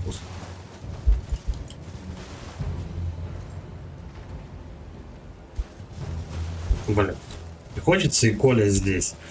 Хочется как бы все отсмотреть, как бы, чтобы открыть карту уже и вот ну, чтобы вот, допустим, ты зашел за могилью, у тебя уже там все открыто, короче. Только исследовать. Карта взята. Вот такую карту открыть, он, кстати, там этот можно обелиски искать. Но не хуй-то их тут видно. Конечно, пробегусь так быстро.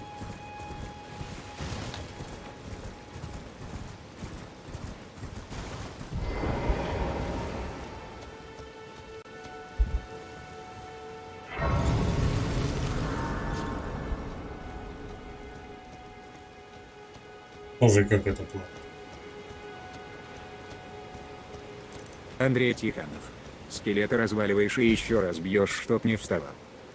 Ну, дополнительный удар.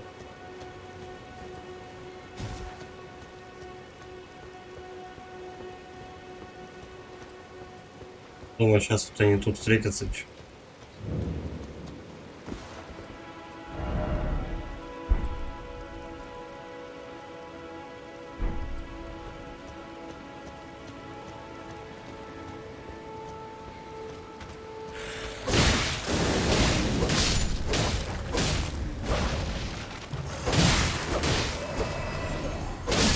Ну вот этот исчез. Тоже, да, исчез? Нет, все, теперь исчез. Все нормально. Так, кто-то где-то встает. Вот.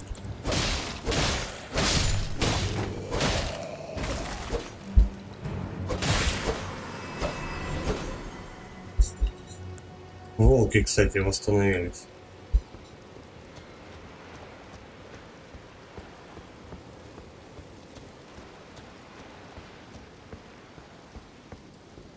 Вот говоришь, карта маленькая. Да, по-моему, не очень-то она и маленькая. Просто вот так вот каждый пятак осматривать. Окей. Тут много зон, как бы, просто пустая, как степь. Ничего тут нет. Но если все исследовать, осматривать, искать что-то полезное, полезное можно и найти.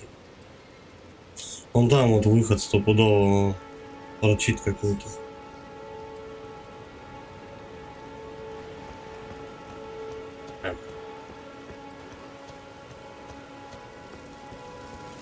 Просто ты можешь как бы переться и хрен знает куда прийти, но ты даже не знаешь, стоит ли туда тебе, ну, нужно ли туда тебе. Просто бежишь вперед, смотришь всякие интересности. Нужно ли это тебе? То есть какого-нибудь моба можно ковырять. Так же у меня сейчас как с каракатицей присидел. 2 часа. А тебе вообще типа желательно в другую сторону. Типа он довольно-таки сложен для тебя, типа надо подкачаться.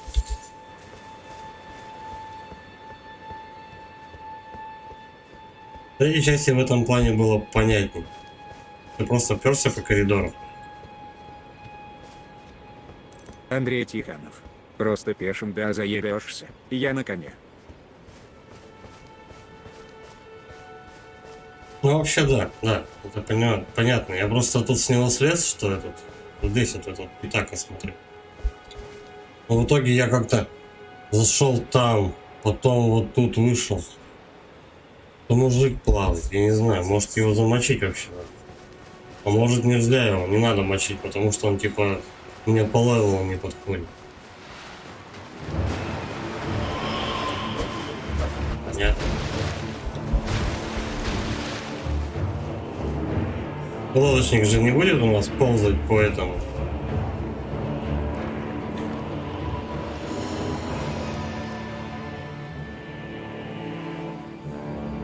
И где он?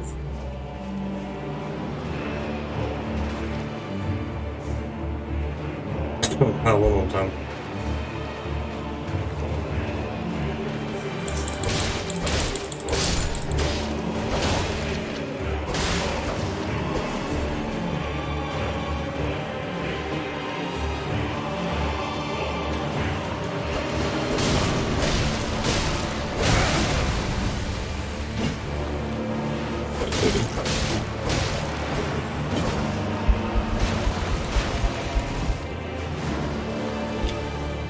Здесь он не отхиливает.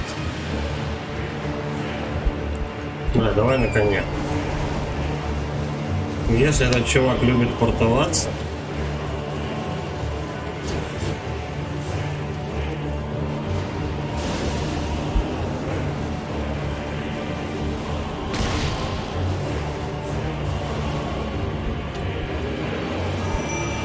волков заодно.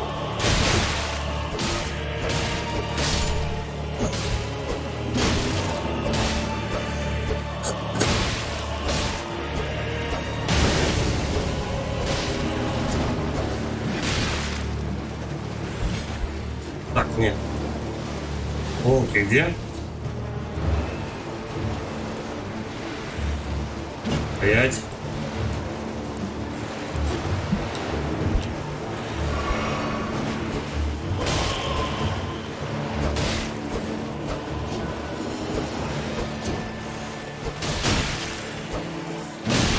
Мотоволки удрали, короче. Я не знаю, где они.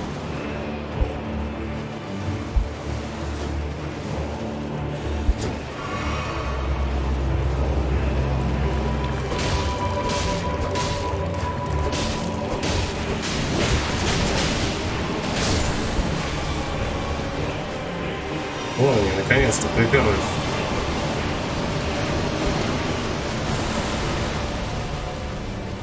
А он всех, короче говоря, от себя откинул одним ударом.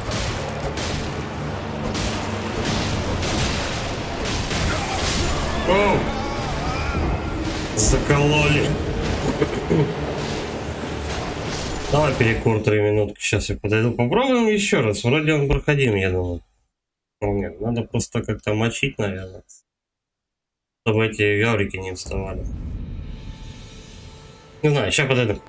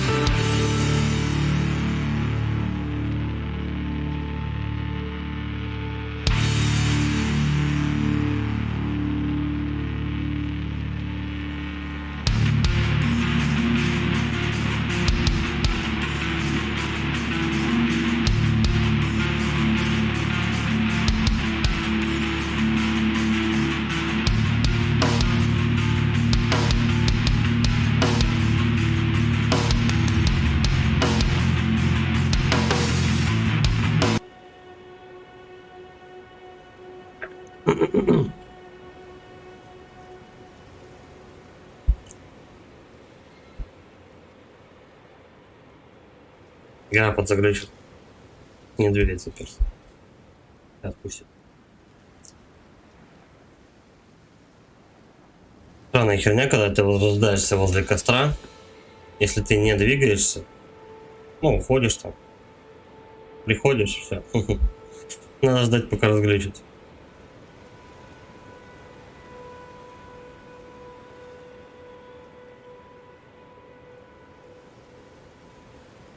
Ждем патчи. О, все, отпустил. Можно играть. Не то. Я думал сразу же коня призвать.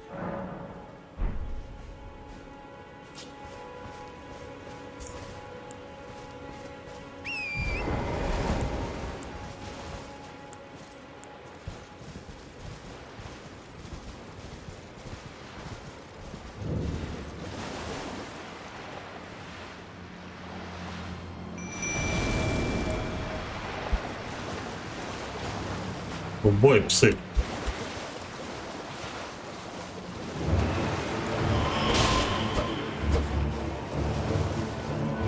Я тушенки восстановлю за это.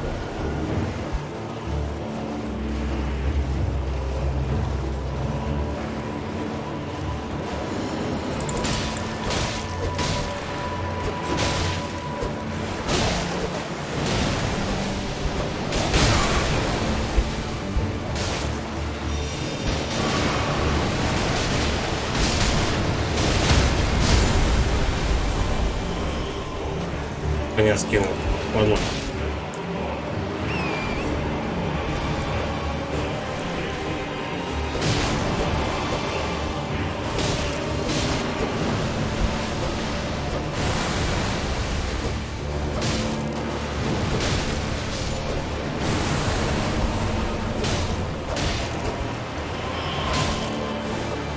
Разлоковал еще тряхнул.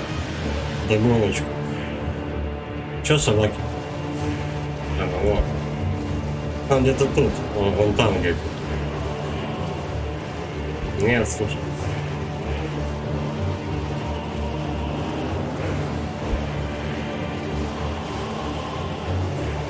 Ну и чё, где его искать?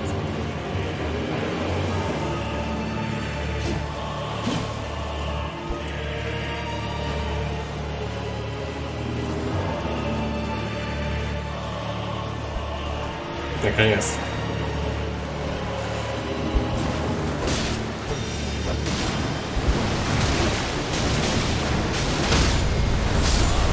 О, замочил.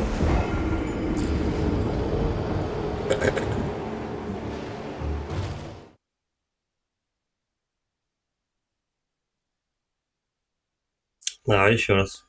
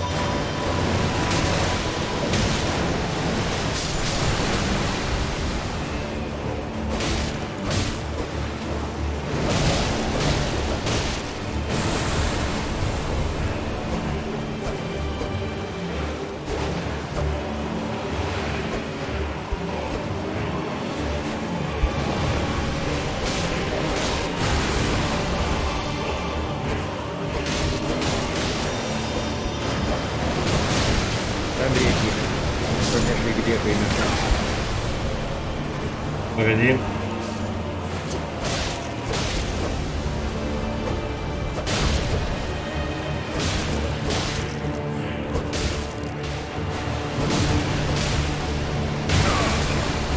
Сука.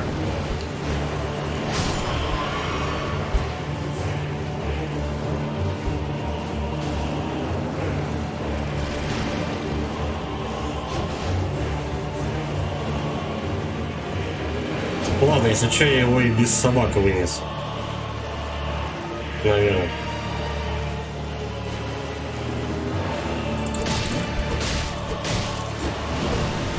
Бля, душонки бы хотелось собрать. Собрал. Да, блядь, ну...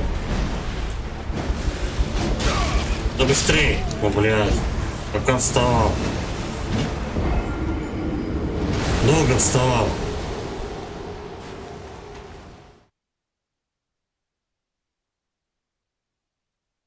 Сейчас покажу на карте.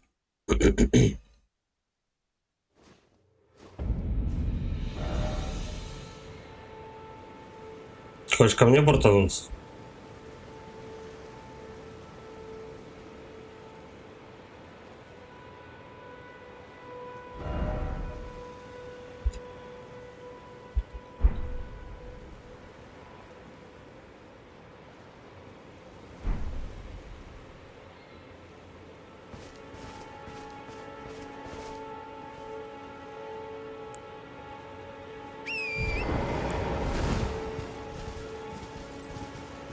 А волков все уже, призвать больше не надо?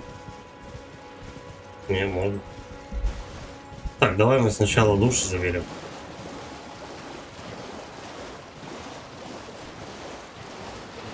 Андрей Тихонов. Так то могу прибежать, я там не был. Ну, давай, чё.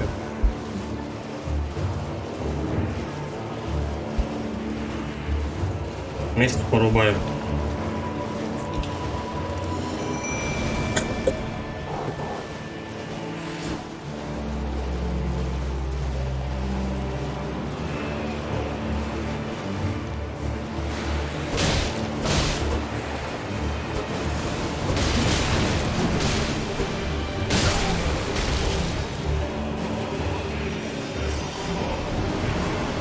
Очень много в галактике летит, конечно.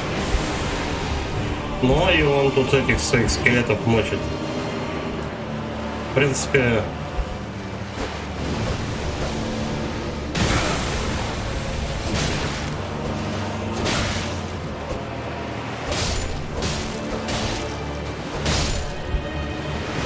местность не очень хорошо позволяет его мочить.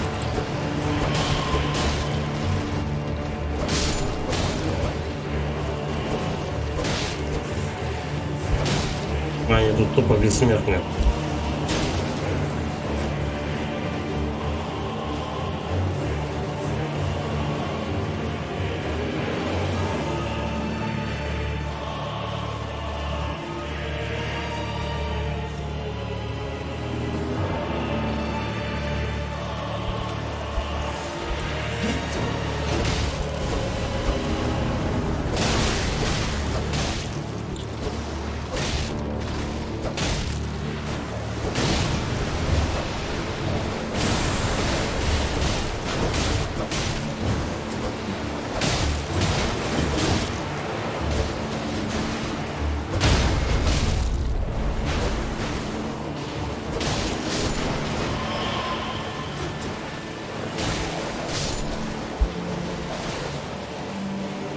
Скорее, наверное, не с боссом больше борешься, а с камерой, наведением на врагов.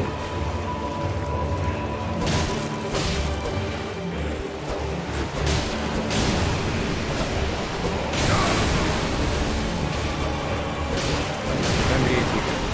Я оставил. Знак оставил.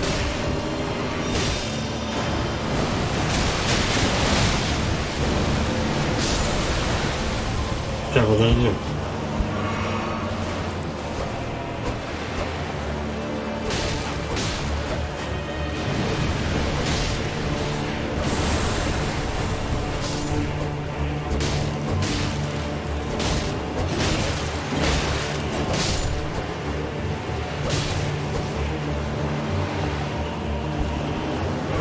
Ну, я походу сейчас заковыряю.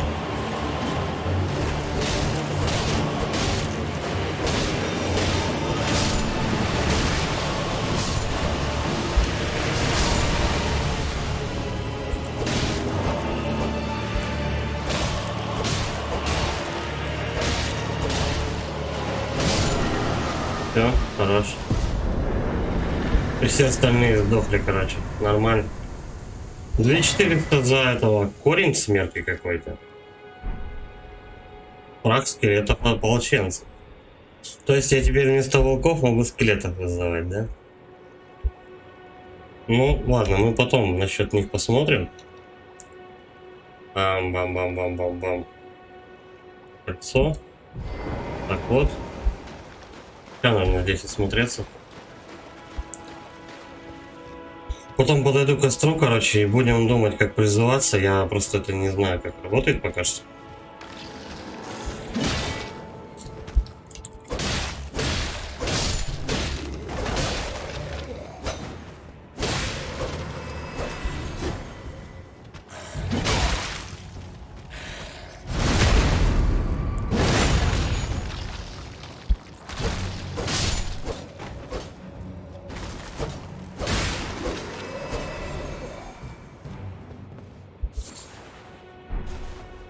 Гриб какой-то. Все равно к костру идти, надо качаться.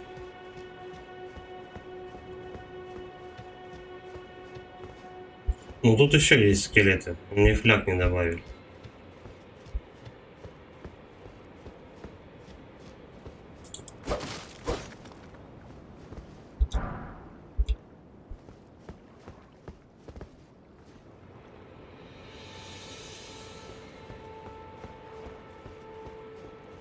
По логике вещей здесь еще должен быть где-то обелиск, открывающий карты кусок.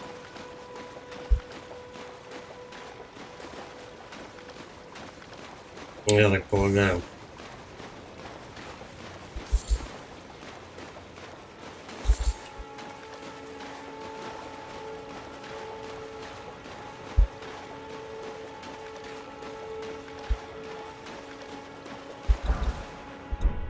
Снова кузнечный камень. Блин, добраться бы до кузницы, я бы хорошенько свой меч бы прокачал.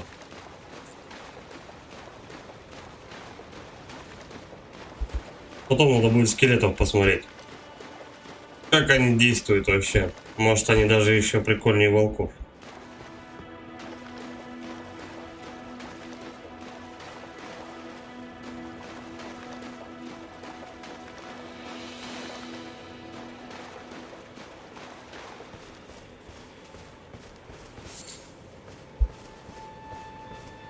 Бегаю, собираю рябину постоянно, даже без понятия, нужна она мне или нет.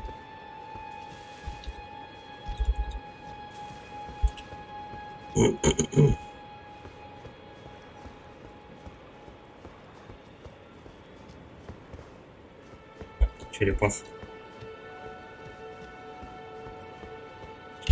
Андрюха, отпишись, как на месте будешь.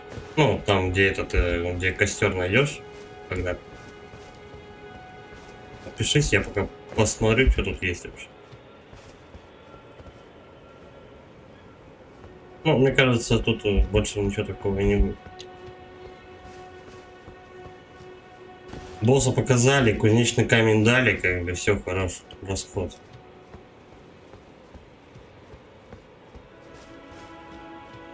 Ну, было бы неплохо обелиск. Андрей Тихонов. Уже на месте. Угу.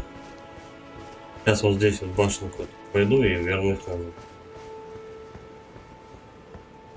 Напиши пока, что надо, чтобы призвать. Ну там, мне может быть что-то заюзать надо, там какой-то уголек там или еще что-то. А то я же не знаю.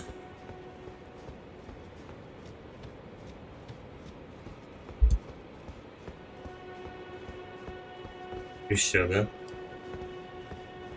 Пустая локация какая-то. Ну ладно, хоть босса, значит. Надеюсь, не появится. Но можно будет проверить. Можно будет проверить, он респаунится или нет. Если он резается, тогда будет отстой. Андрей Тихонов. В настройках только онлайн ВКЛ.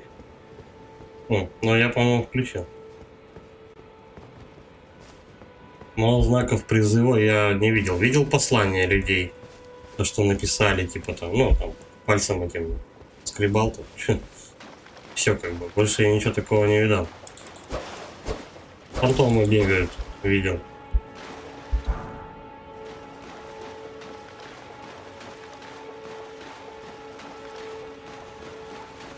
Так, вот отсюда я сюда заходил. Молодец. Да, окей.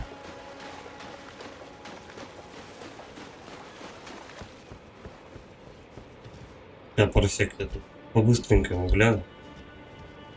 Вот мы почему фляжки не добавили.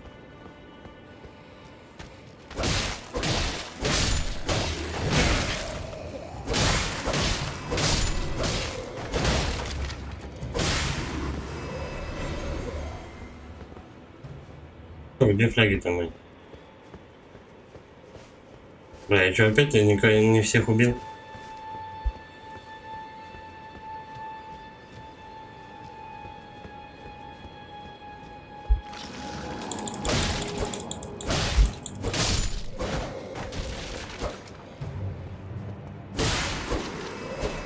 Андрей Тихонов. Монумент бы тут найти, рогатку такую, а то можно к одному костру там призыв, оттуда на конях погоним.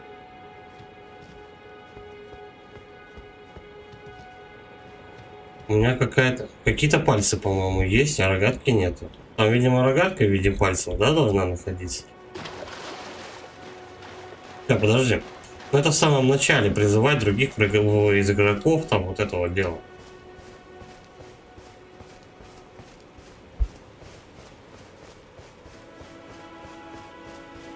Так, вот здесь. Впереди благодать, и все.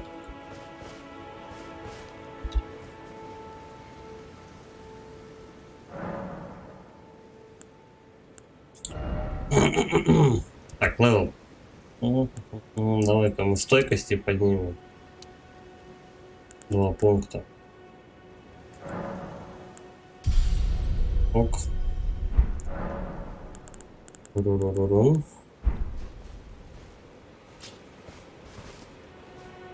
Проверяем настройки.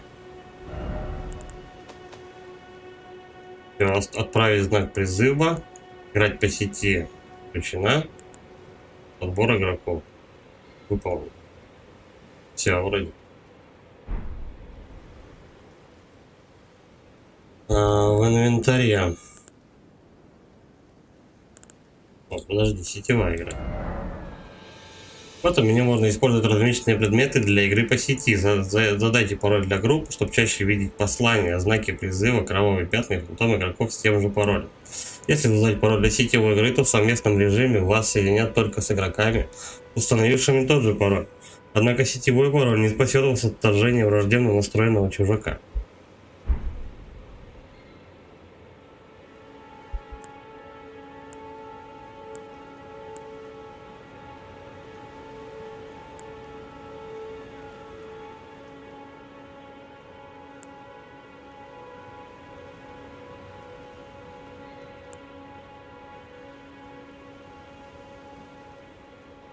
Так, ну допустим, пароль для сетевой игры.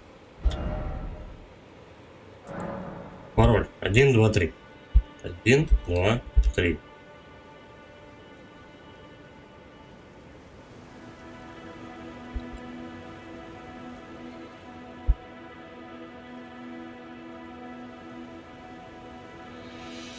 Так,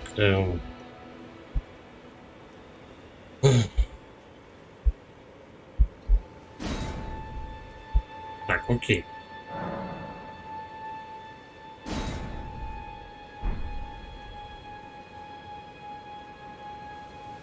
Что теперь делать?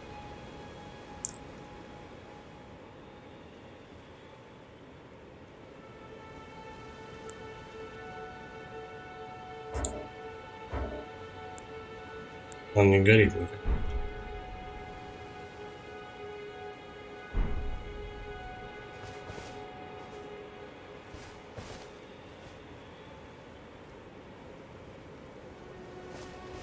Тут никаких знаков. А, нет, еще один появился.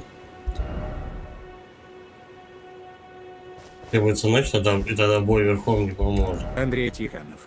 Палец и ус. Палец. Давай.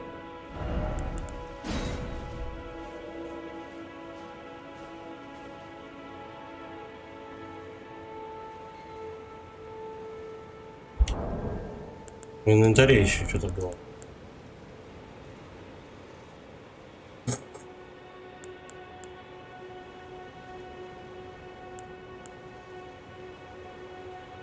Все вроде.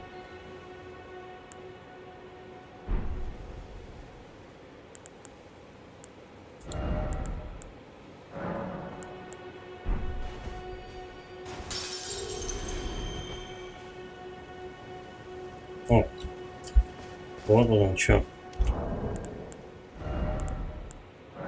Прямо мелкие душонки похлопает.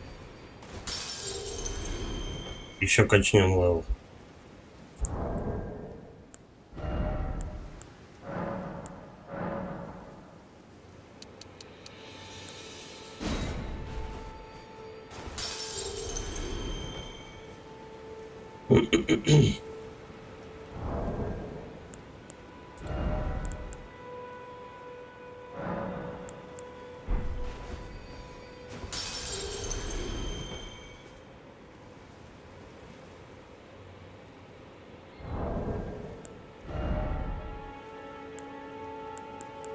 Андрей Тихонов.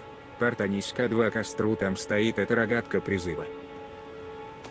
Угу, ща.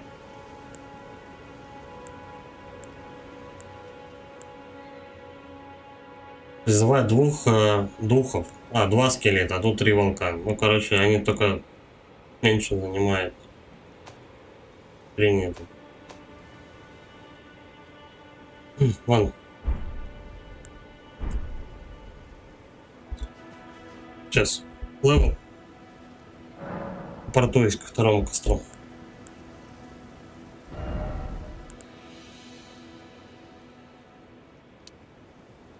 Вот так. 15 будет.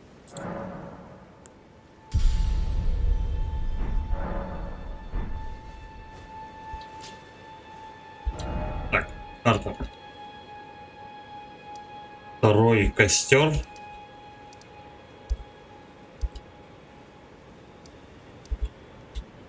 Первый шаг. Храм Элли. Я думаю, что он тут.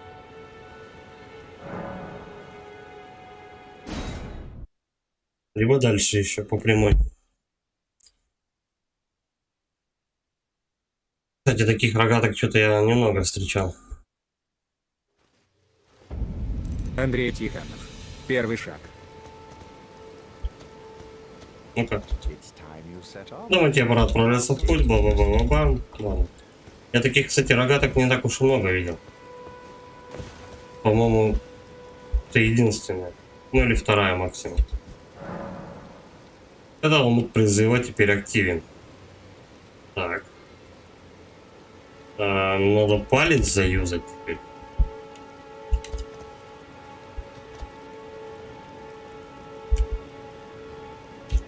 Ну, а черт. Вот, хотя бы надпись убралась. Спасибо на том. Сетевая.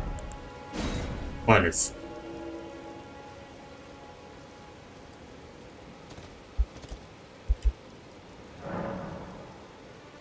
Угу.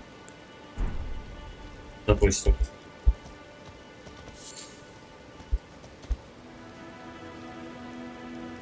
Че, ничего не происходит?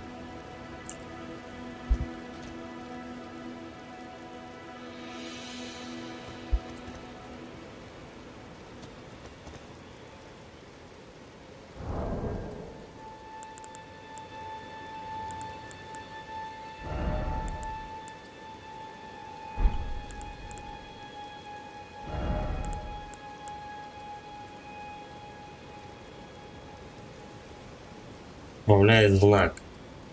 Отправляет домой ваших гостей. Сдает звук призыва для совместной игры. И, по идее, если ты ко мне хочешь портануться, то ты должен знак оставить. Андрей Тихонов.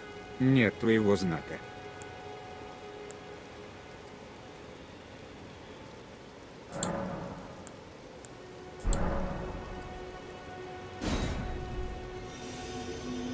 Андрей Тихонов.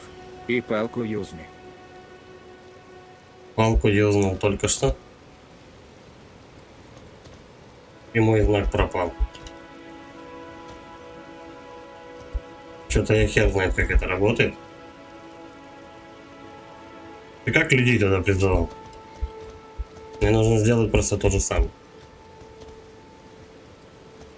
Сейчас эта штука вообще не пашет. Отправляем. И чё?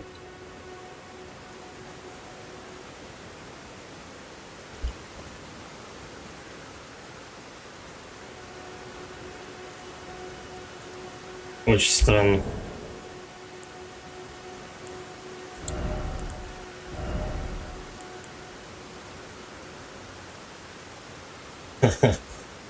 У меня есть башка этого осьминога. Серьезно? Андрей Тихонов. Другие знаки есть? Это вопрос или утверждение? Вообще никого нет. Андрей Тихонов. Странно. Вот вообще тишина. И палка эта штука не работает. Я к ней подошел. Не пашет она. Отправляем дружеский знак в омут призыва, и все.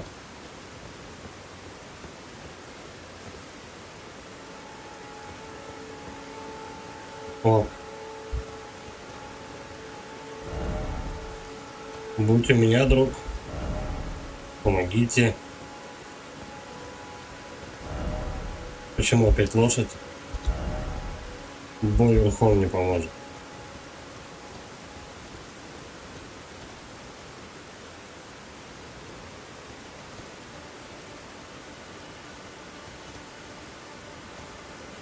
Я не знаю, что делать. Как ты призывал?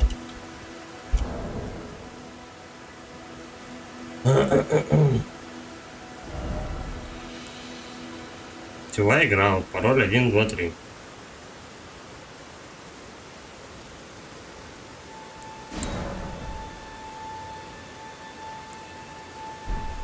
Не удалять.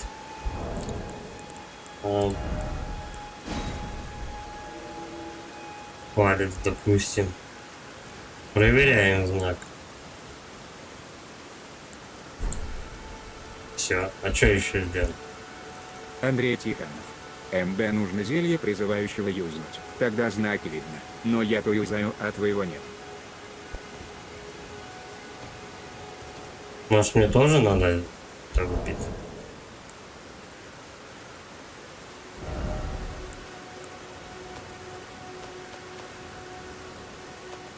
Так у меня, по-моему, такого зелья-то и нет.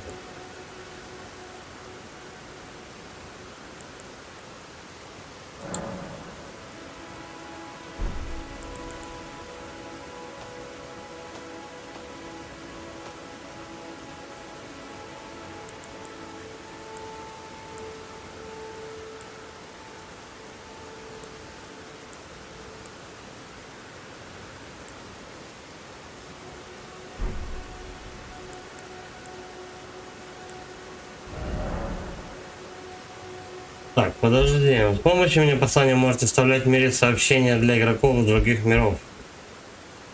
Формат что-то поменять. Ладно, это фигня какая-то. Табулоны, слова.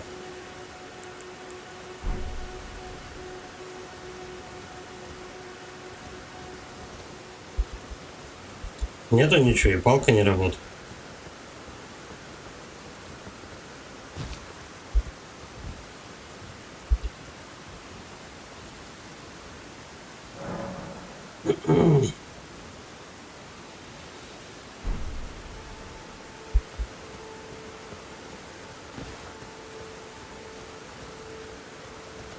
Вот мой знак есть? Есть. Ни одного другого знака я не вижу.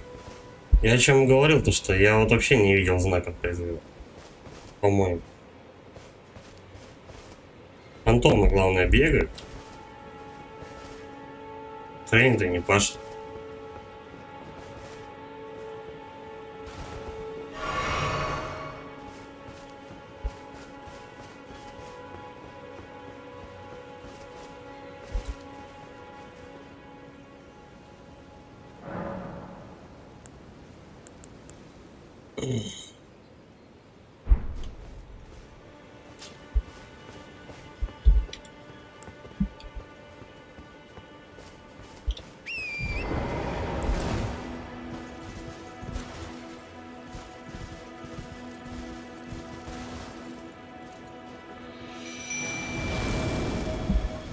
Вот попробую этого гаврика порубить. Вдруг получится. Андрей Тихонов. ПЗДЦ, что в ДС,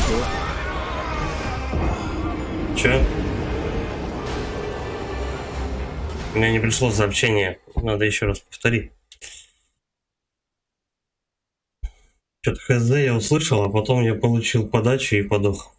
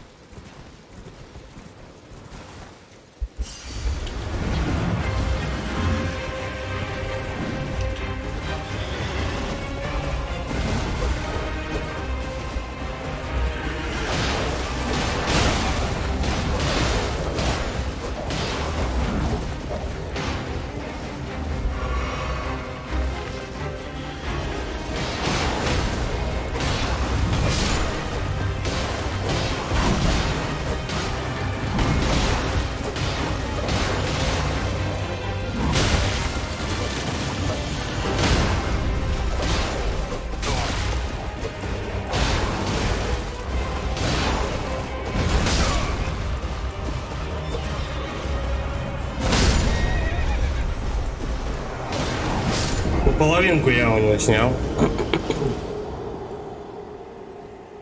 Давай еще раз попробуем. Я думаю, можно его замочить. Либо меч качнуть и попробовать еще раз.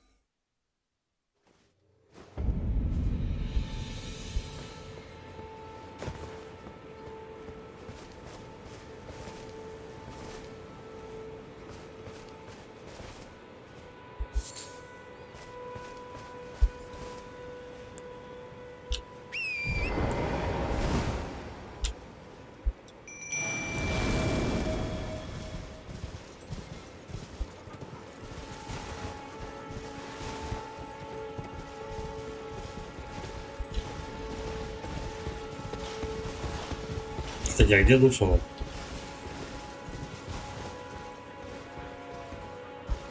Это там.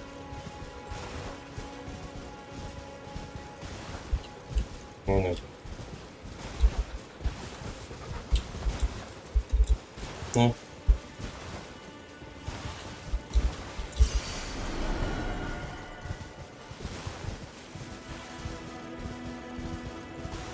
Так, чё, где мужик?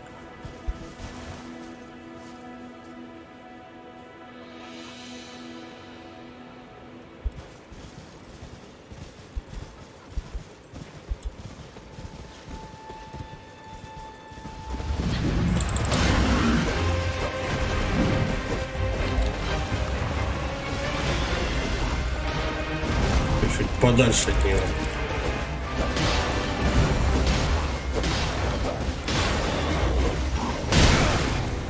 Блять, всех долбанул.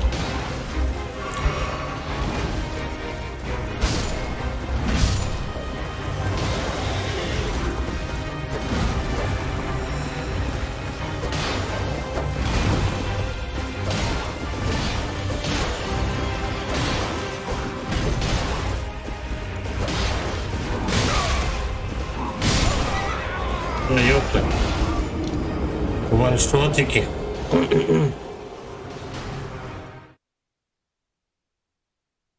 Волки погрызают чуть-чуть, я смотрю. Грызуть его.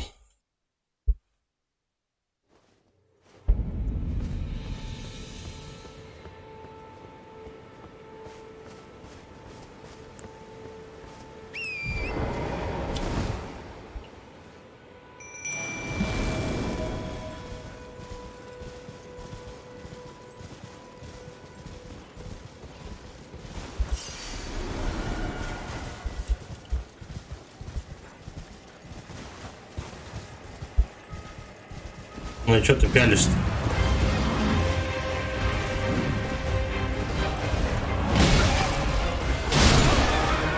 Заебись. Ну вот это разговор. Только подошел, 2 удара, покойник.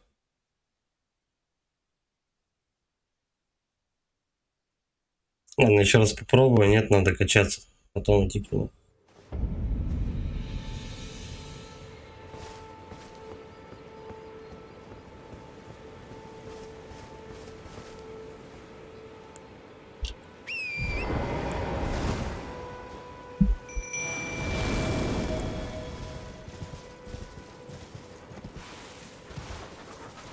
Слушай, а что если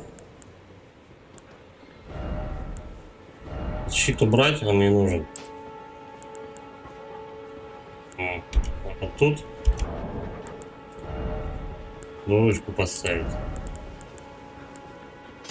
Вот такую. Может быть помощнее.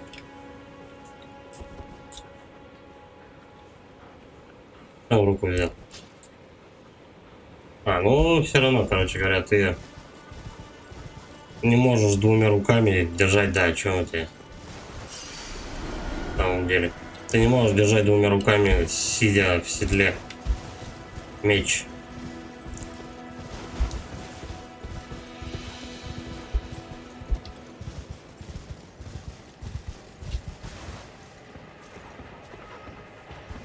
Ну что, он идет, нет?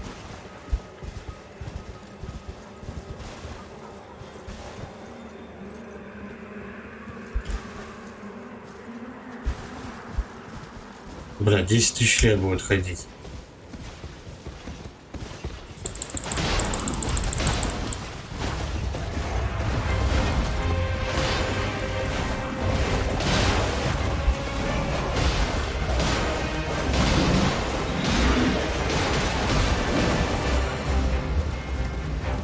Так, давай.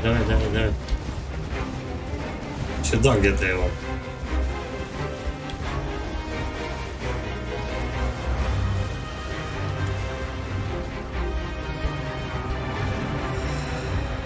Он за собаками не успевает.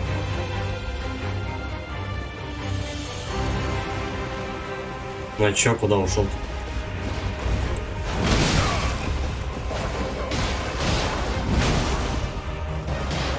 Пиляемся.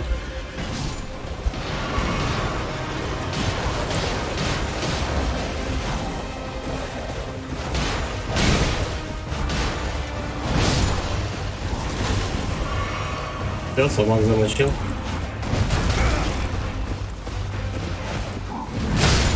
Оу.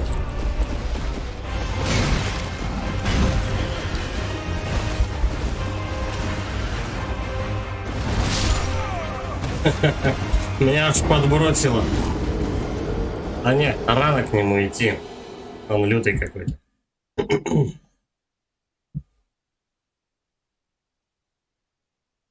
Ну, Трис, он что, он буквально 3 удара тебе наносит, и ты дохнешь. Он мало чем помогает.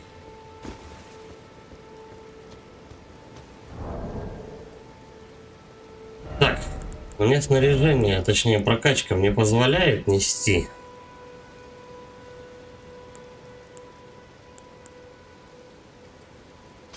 И двуручку, и щит.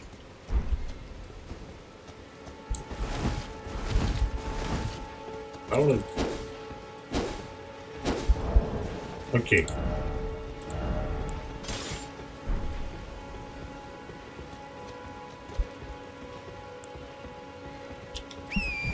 Надо ломался к тому мужику туда, в кузню. Сейчас я только душу заберу. Подкачать меч. Меч.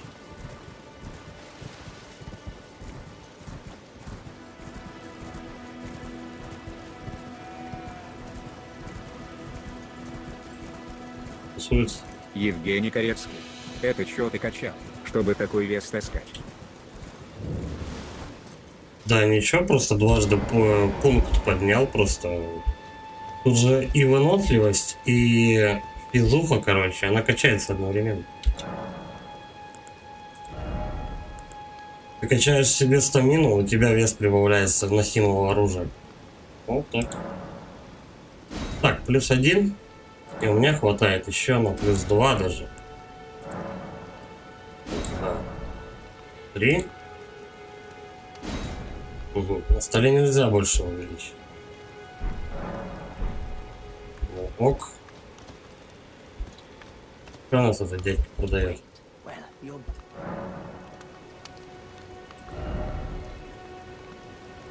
Ну ясно, у меня в принципе ничего не появилось.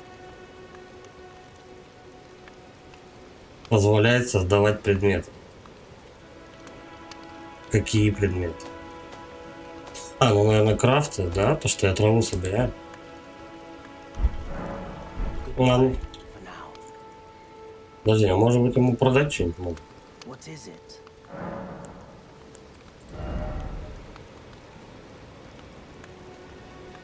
Улучшает временно физической атаки сил. Ломок руин. Угу. Че бы ему такого продать-то? Костей много. Все продам. 190. Рябины до хрена тоже. О, побольщики появились. Давай посмотрим, что это за штука. Так, а это справочник воина-кочевника, новые рецепты. И тоже новые рецепты. Чем они отличаются, непонятно. Проповедника справочник. Ладно, Давай хотя бы предмет создавать, научимся. Я думаю, это можно будет на костре делать. Для создания некоторых предметов требуется горшок или другой сосуд. Вы можете, ну это бомбы, видимо, делать. Вы можете создавать ровно столько таких предметов, сколько емкости у вас есть при себе. После использования предмета емкость сохраняется. Кстати, хорошо. Давай горшок, наверное, да, купим? 300. 2 горшка.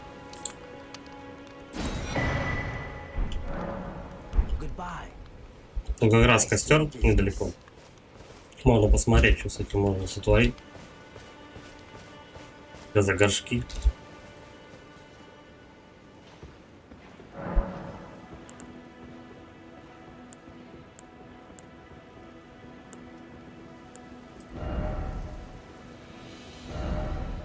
Ну это чтоб к кузнецу не ходить, это понятно. Тяжелый длинный меч. Точнее, он обычный. Это одноручка. Но я вот типа вот на такую штуку заточу. Его типа если взять руку, да, тогда можно пользоваться вот этой яростью. Так, сортировка сундука. Угу. Да? Чары и молитвы. Нет. Яги. Тоже нет. Картофель. Подожди, в инвентаре может. Вот, создание наконец-то появилось. В меню создания вы можете создавать из найденных материалов различные предметы. Чтобы научиться создавать предметы, ищите справочники. Взрывается, нанося огненный урон. А это цветные камушки, я помню такие. Угу. Это со всех Dark Souls взят. А это что? Показывает дружеские вражеские знаки призыва. Вот.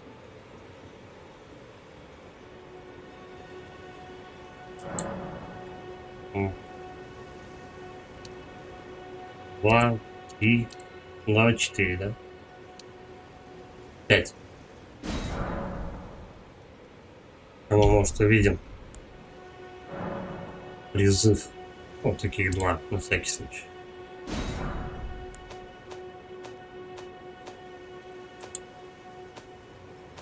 Камушки я никогда там не пользовался. Один раз в первой части, и то можно было и без них обойти. Так.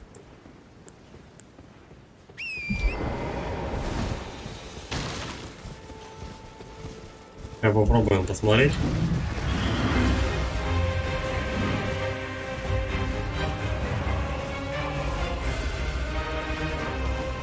Она от меня не отстанет, да, уже?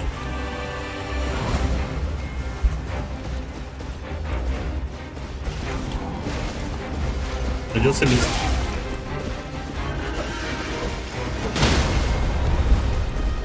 Андрей Тихонов. Ну все, пока, посмотрим. Я капюшон.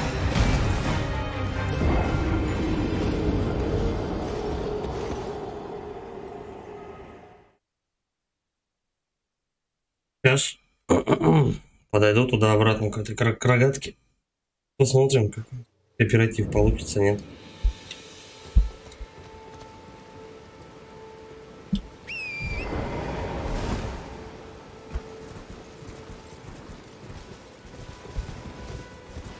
Блин, он сейчас опять начнет меня агриться. Придется обходить этого урода.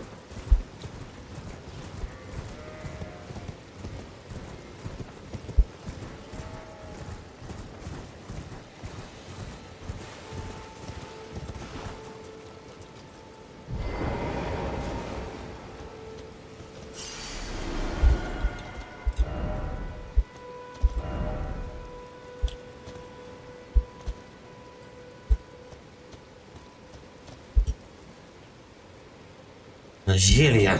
Где вот это вот созданное? Инвентарь.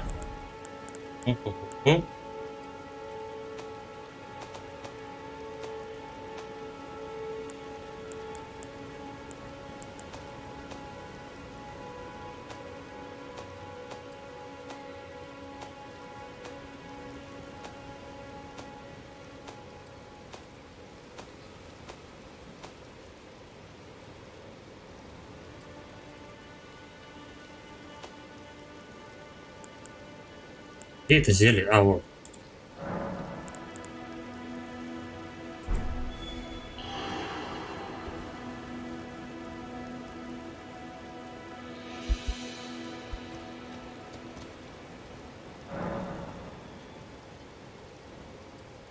Нет, подожди.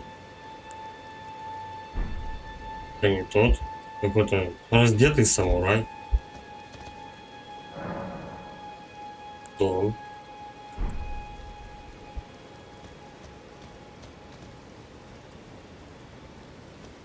Тут только два.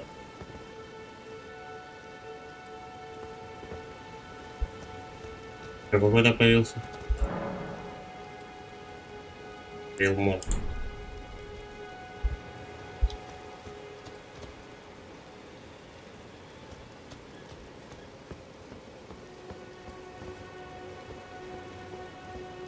Андрей Тихонов.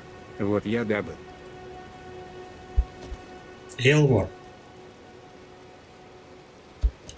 Заявись, знак исчез.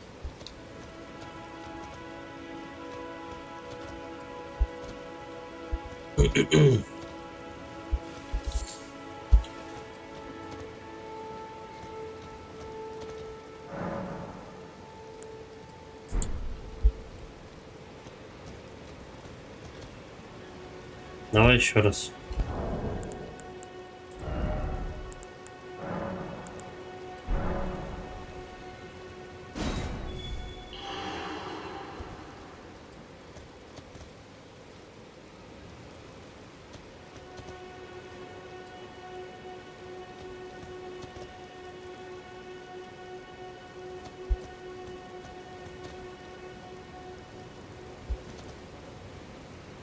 Вообще ничего нет.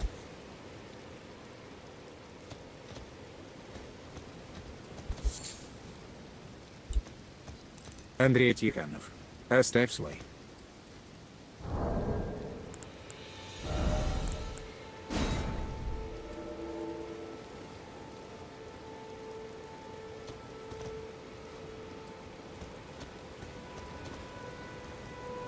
Смысл мне свой-то оставлять, если мне тебя надо призвать?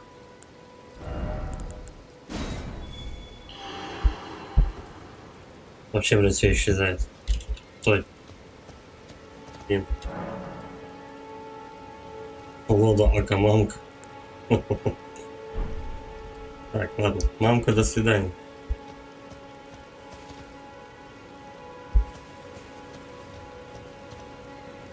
Серьезно, один знак призыва? Вот мамку какую-то он призывает и все.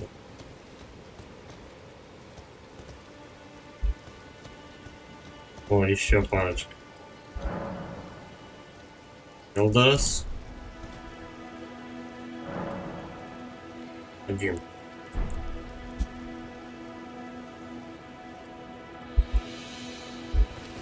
Да, ну кто так ставит, а?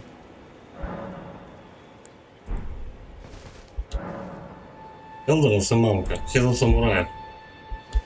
Андрей Тихонов. Блин, а чеш я не появляюсь. Ну, вот как-то. Давай, чтобы я не ошибся, никнейм-то свой напиши. Я надеюсь, у тебя же там не это, не Лода, а Камамка.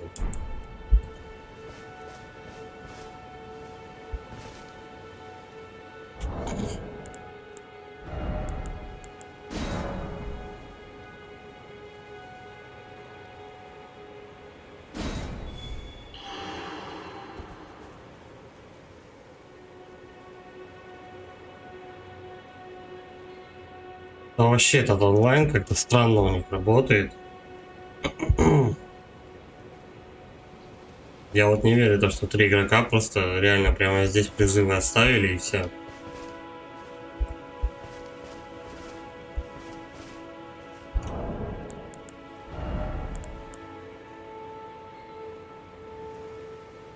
Андрей Тихонов. С ником все плохо. Звездочки. Надо было писать, что без звездочек. Возможно, в этом будет тоже геморрой.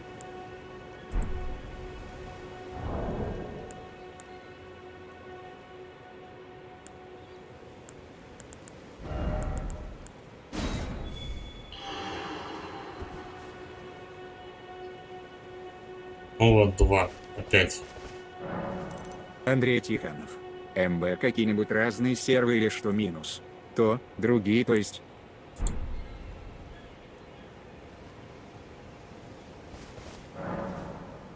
Ну вот опять мамка. Ты говорил, то, что ты там был. Если ты там был, значит еще должен появиться. Правда, я не знаю, с какой вероятностью он подбирает мне игроков. Поэтому, наверное, и пароль.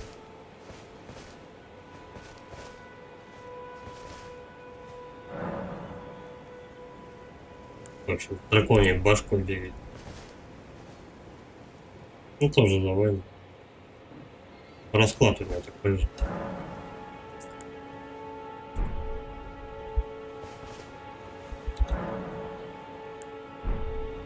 Андрей Тихонов. Не я перепутал, не я был. Вот и она, то что видишь, неизвестно, как он игроков-то подбирает.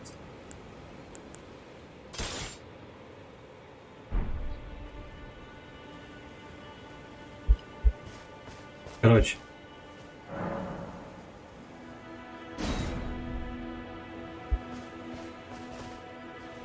Призвать помощника нельзя. Почему? Противника призвать. Это ПВП, что ли, блядь? Красные знаки при ПВП, походу.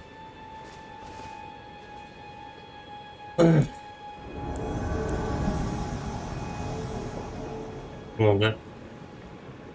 Дуэлянт.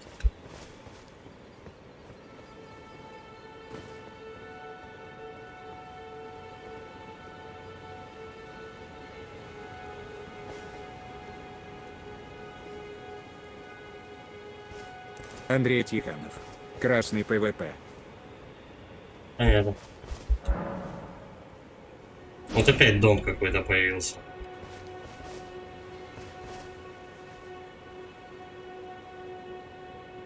Попробуем сейчас вдвоем с Доном заковырять. Правда, кольца уже не пашут тут же. Ну.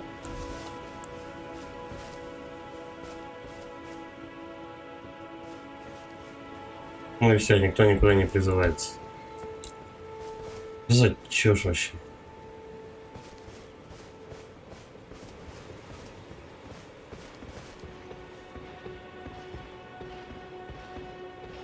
Но он этого не бьет.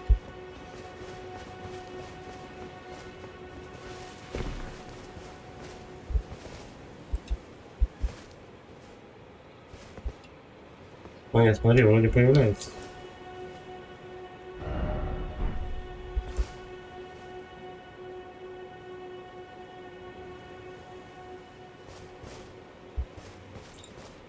Ночь. Осовский.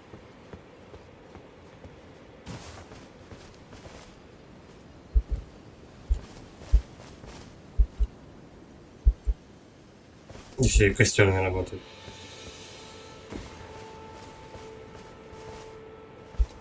Ни костер, ни коня. Ничего нельзя сделать. Может подохнуть надо? Поэтому запросто.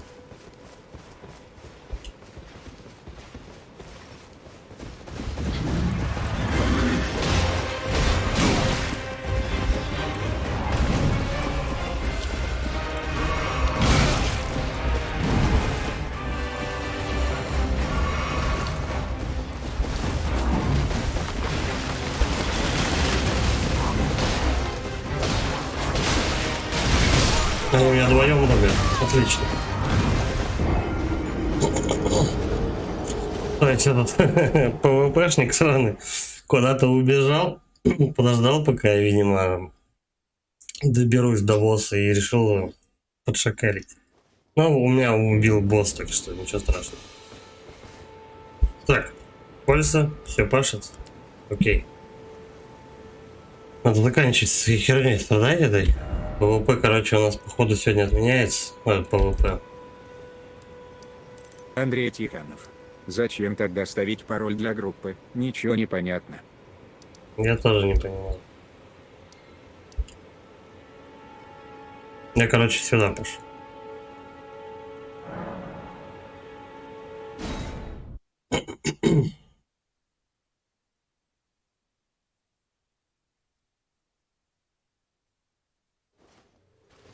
Она пароль для группы, чтобы он какой-то будет, наверное, очень сложный, и чтобы к тебе вот подобные левые чуваки не подключались. Да?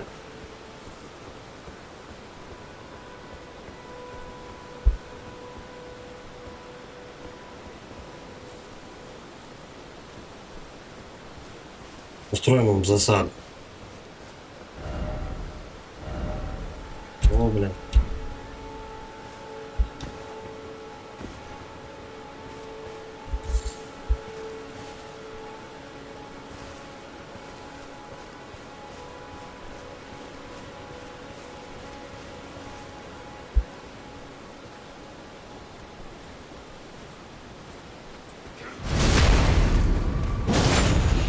Да, сразу все обратили внимание.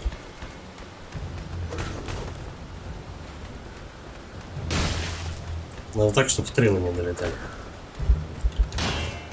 Долетают.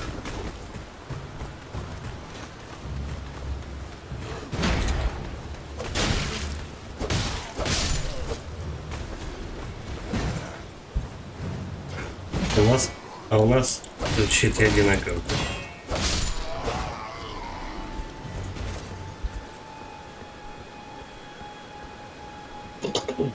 Все. Весь конвой ваш. Какая досада.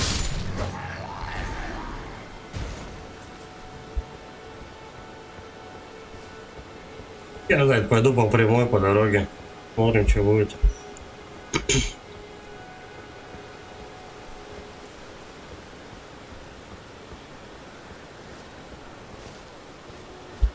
Какой-то экшен по-любому уже должен начаться.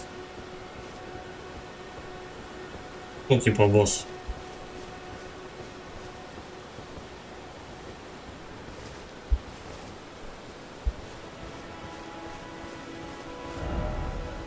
Осторожно, невидимый человек.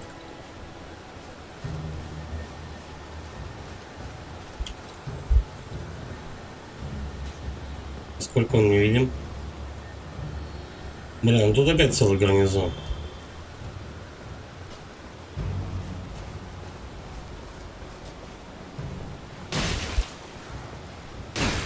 Я вот что думаю. Вот такая пьянка.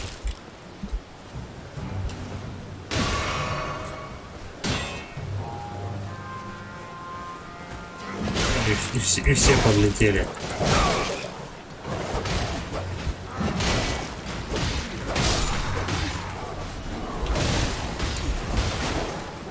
Надо валить из этого замеса.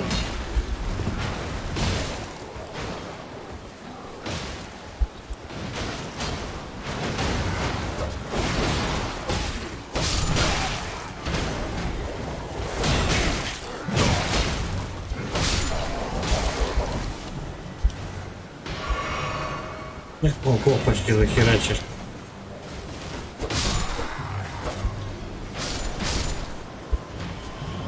Но они мне неплохо помогли. Если это все, что от гарнизона осталось, то они мне помогли хорошо.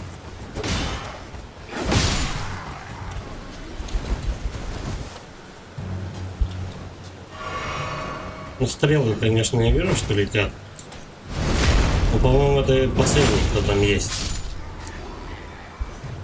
Он там прям сидит и спамит, сука, своими стрелами. Их там двое.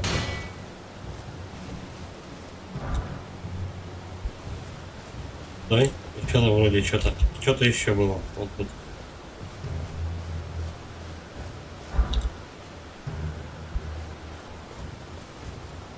Ну, тут почти все с округи слетелись. Но замес этот...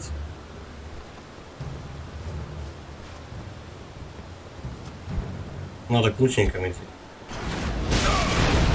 Чего, блядь?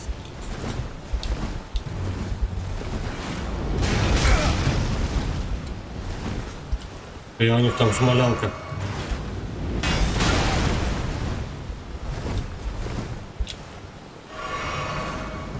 Все. Учиться нечего. О, как раз.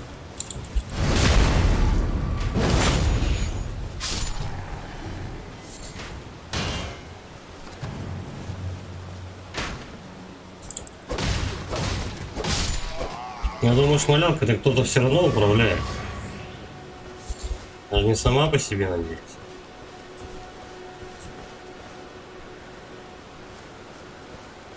А это с тылу зайдем.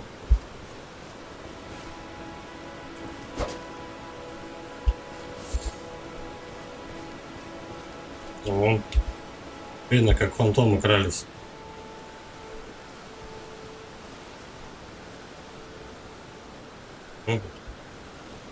Сейчас понятно.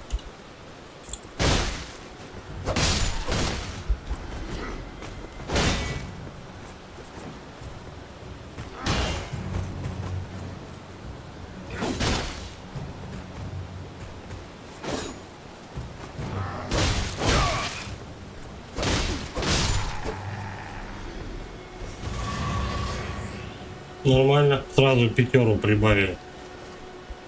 Вот, все, всех зачистил.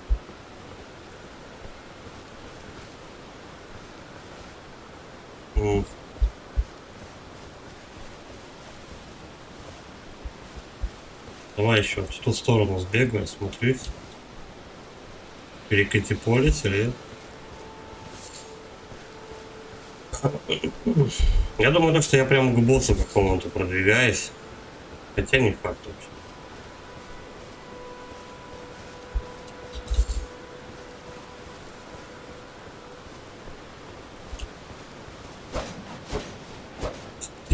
Птичку не убил. Ага, а там вот я внизу шел. Больше тут не видно ничего. И в тумане растекается.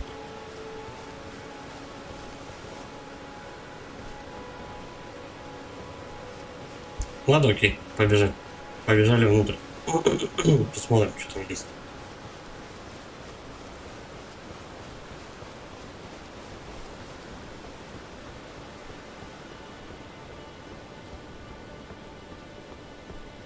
Как-то это все на ловушечку похоже.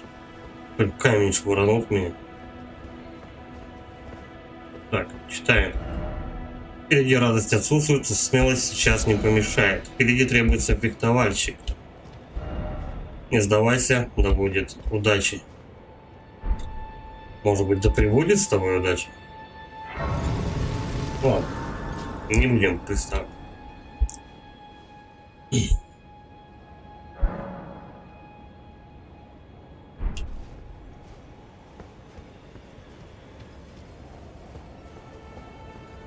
Я думал, какой-то вал он выкатит.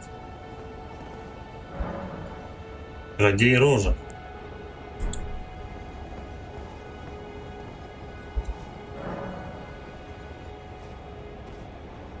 Он не загорается, ничего не делается.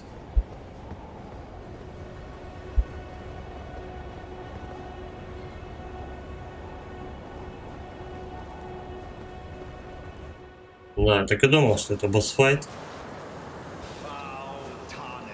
Мерзкая погасшая душа, что ищет кольцо Элден. Подгоняемое пламенем тщеславия. Я его распидорасил. Какой-то полумутант.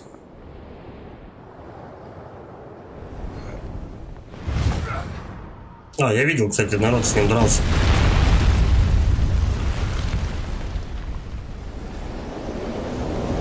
У него там какая-то сзади хвост скорпиона, там что-то такое.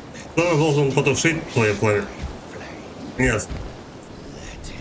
И это будет Магрит. Ужасно. Ну давай, Магрит. Ужасно. Весь.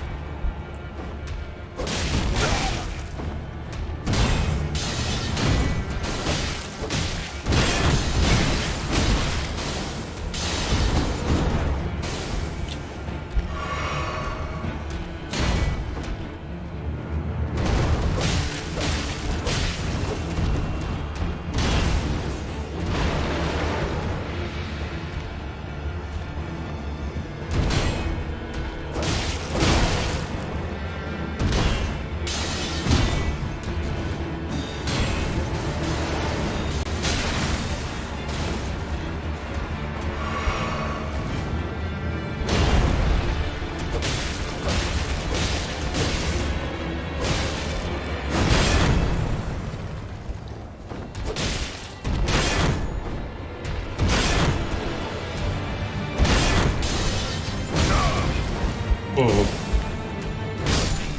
Так, ну что ж. Понятно. Так и более-менее ясны. Плохо, что пляжек мало. Но ничего.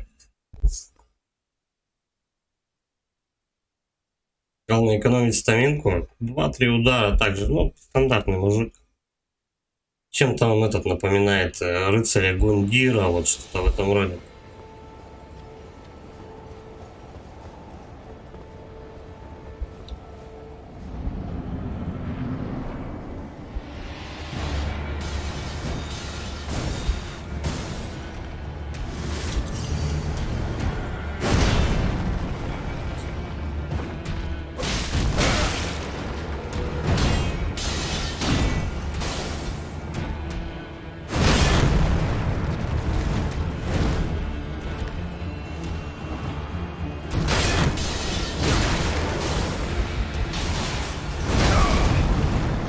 Кто-то догнал.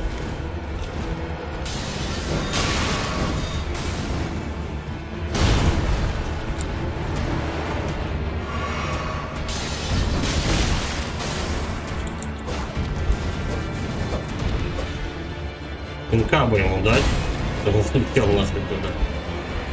Но это так не работает.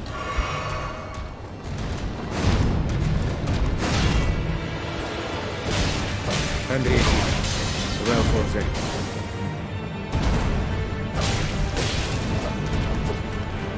Да, подожди. Я вот так попробую. Посмотрю просто атаки еще.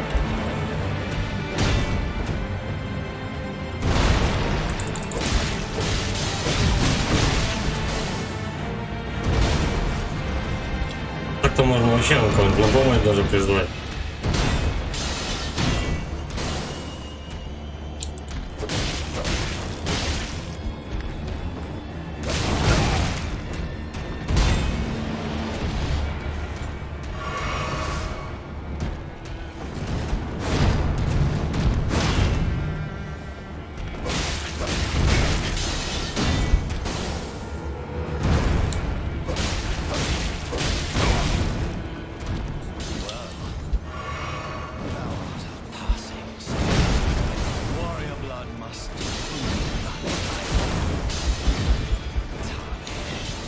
Ну и все, мне хана, в принципе.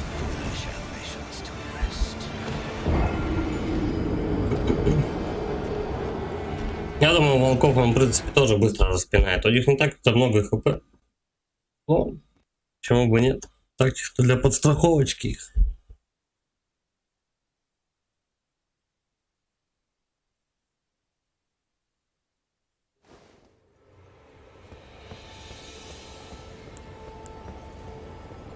Наверное, не получится их позвать. Андрей Тихонов. Я свой оставил 1234 в капюшон.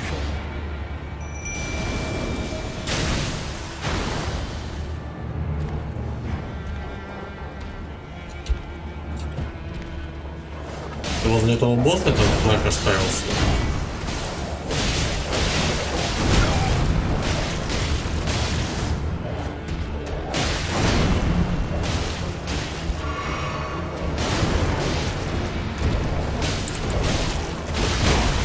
Слушай, они неплохо так ему прям наваливали. Да, он их лупит, но и они...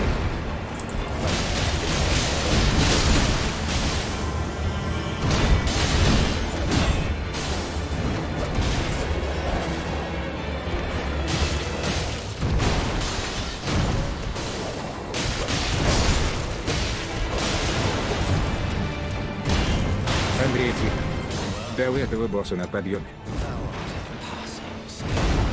Да, попробуем.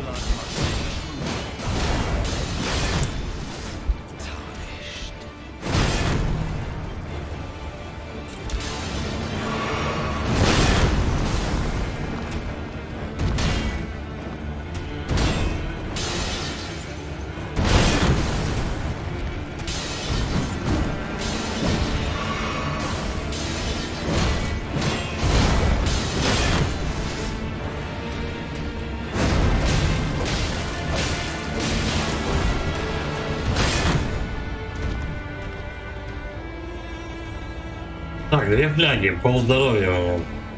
Чалька. Короче, одна фляга. Надо было отходить.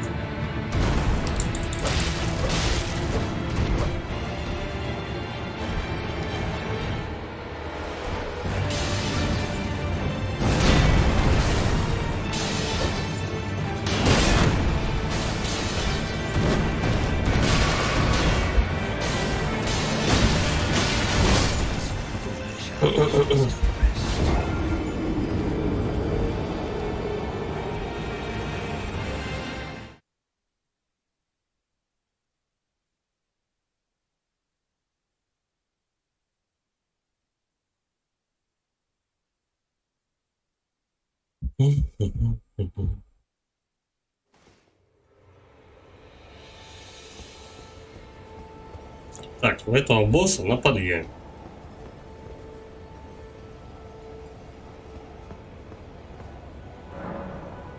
Нет. Вот чародей Роджер, но скорее всего это фантом.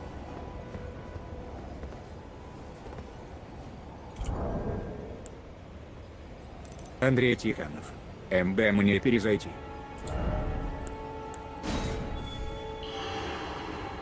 Я тут звякну. Нет, тут какой кто-то.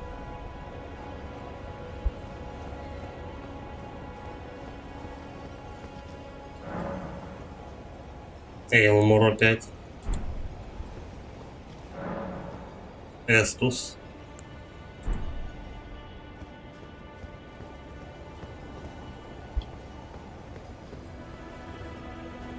И все. Андрей Тихонов. По левой стене активируй рогатку. Я активировал его. Все, нет, нет. Я еще когда сюда шел, активировал ее. Там? Нет. Это нет никого.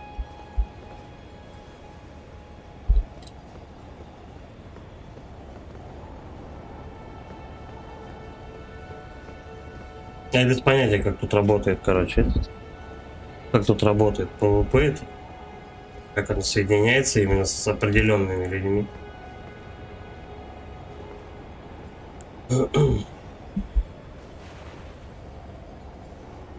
Так, погнали босса троих.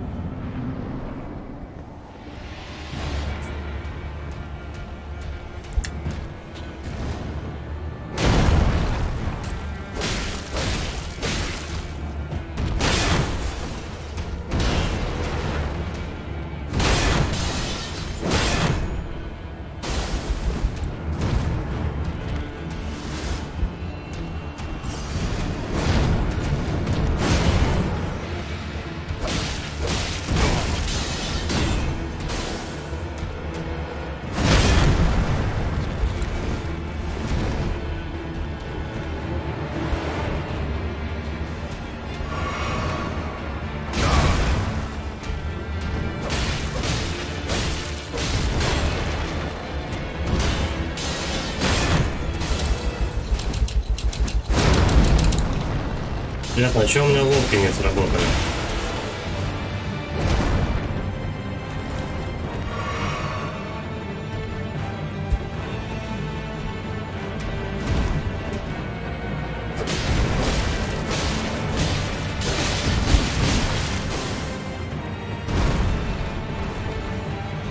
Да, фишка этого босса, походу, не жадничать.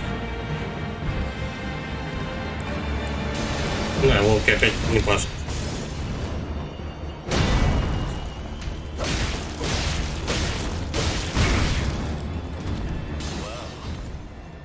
Lord of passings. Warrior blood must truly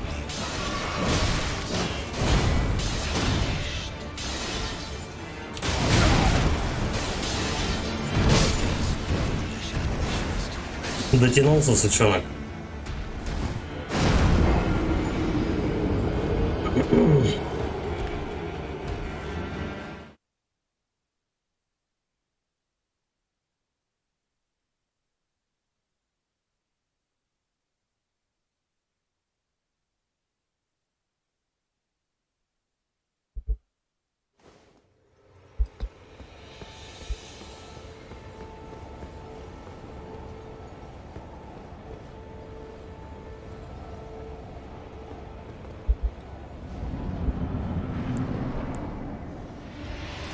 Андрей, тихо.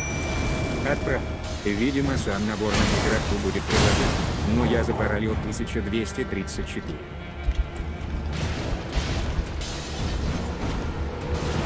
Сейчас, подожди. Почитай еще раз.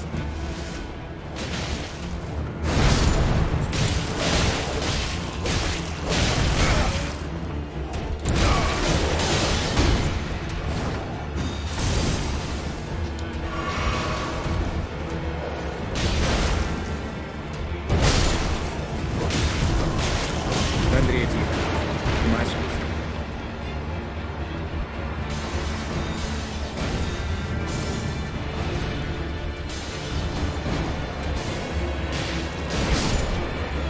Все, волки закончились.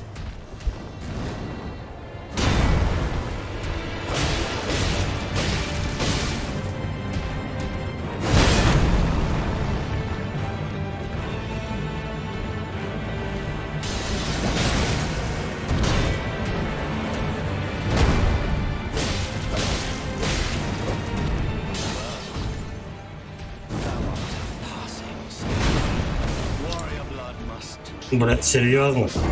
Он главное не падает, а ты падаешь, заебись.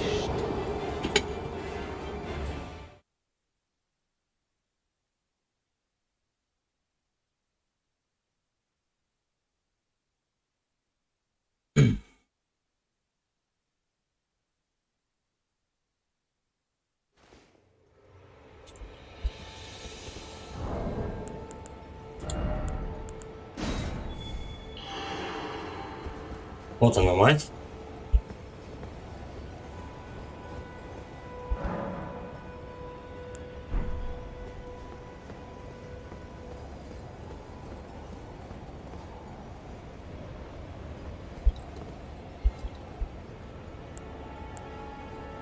Этих волков нельзя придать. Ну вот он одного чела показывает и все. Я не знаю, как это работает. Вот еще какие-то знаки. Bucket Beans. Городей. Это фантом.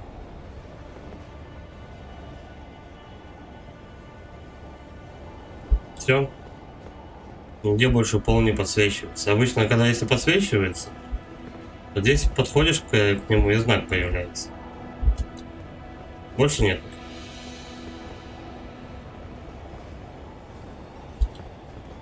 Все, знаки исчезают со временем. Ну, то понятно, если ты им не пользуешься, что-нибудь тут делать. И опять это только один фантом остался и все.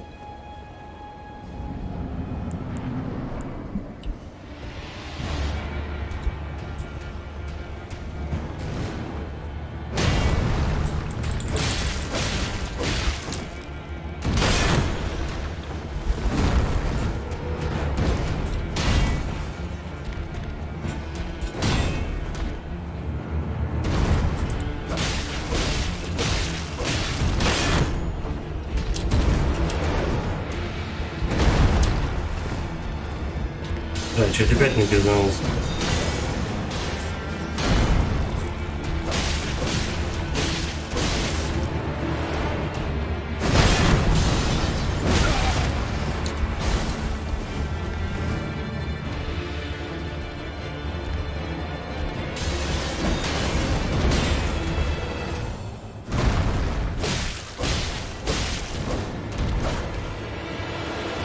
Главное не жадничать. Потихонечку у него сшибать.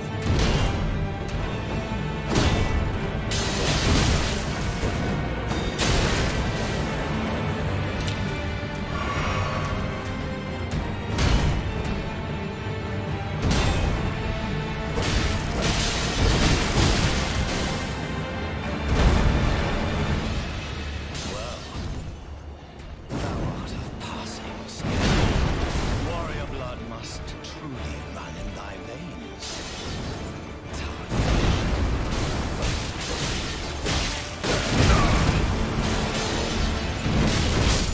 Да, блять.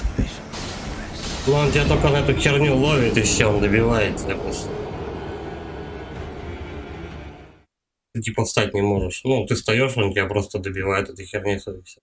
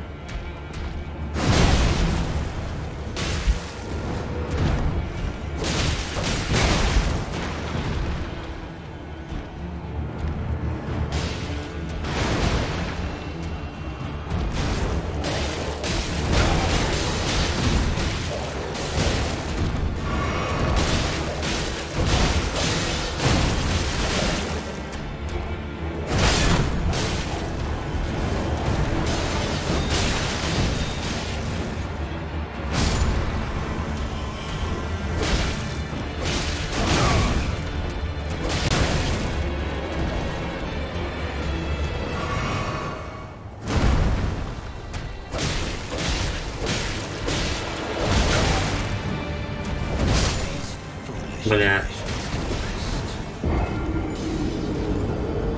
А в этот раз, по-моему, получается, нельзя будет волков призывать. Ну, не знаю, в принципе, можно и так-то и без них справиться. Просто надо его это... Не торопясь его мочить. Так ему понятно. Потом он молоток достает на второй фазе, да и все.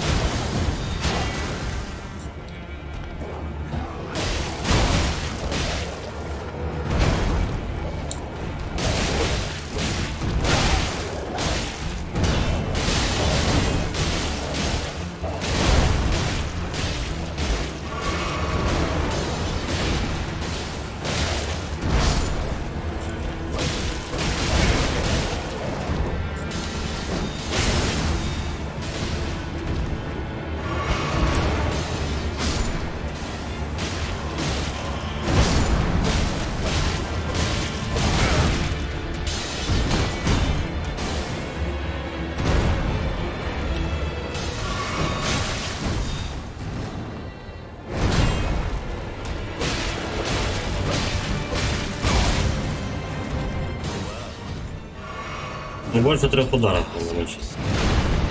Warrior blood must truly run in thy veins.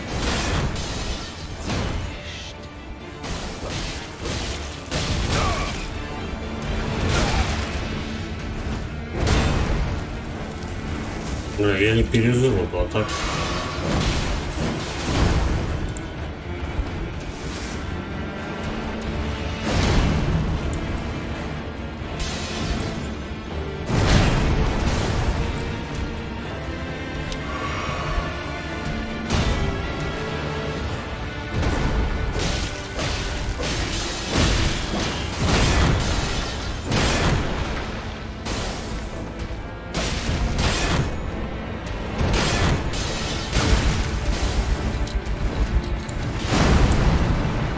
Ну, я не жилец.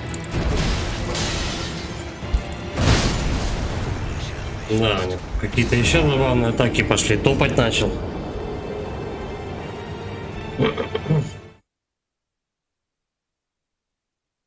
Ну ничего, лучше. Побольше снял.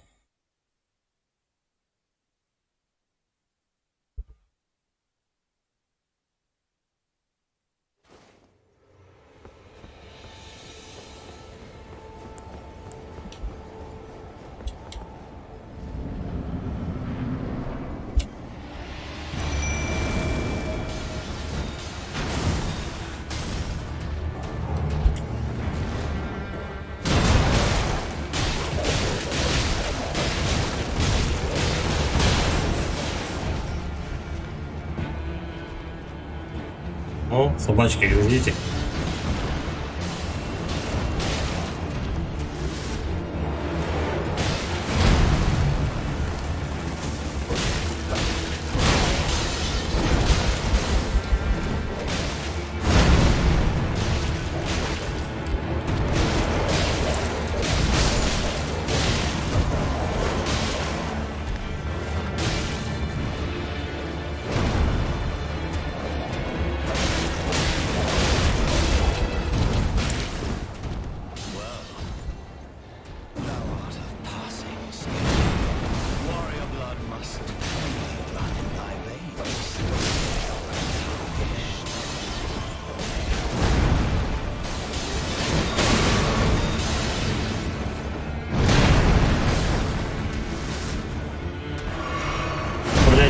в мечах этих застрял.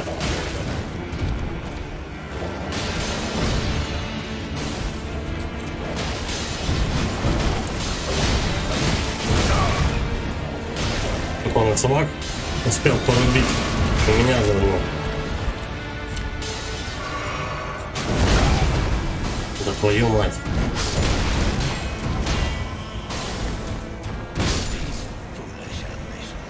У 16 атак одновременно лупит. Такое ощущение, то, что у него там, я не знаю, не 2 руки, а по-моему все 4. Он, видимо, еще хвостом там что-то добивает.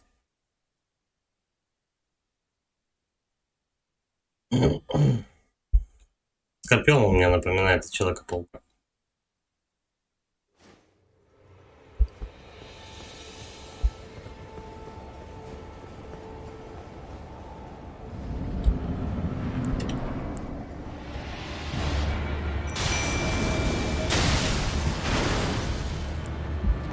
Как долго это все переключается, а?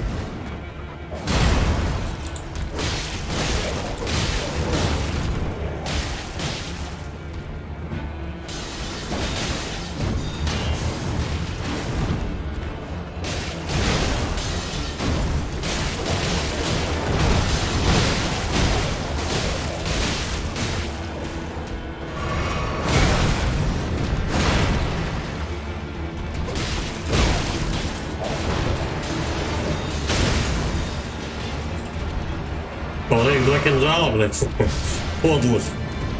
Постоянно меня выносит.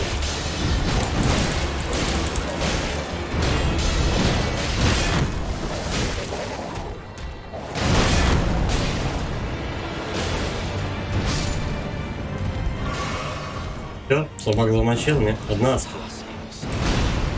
Warrior blood must truly run in thy veins. Все. Правда, у меня 3 фляги осталось. Надо было не торопиться.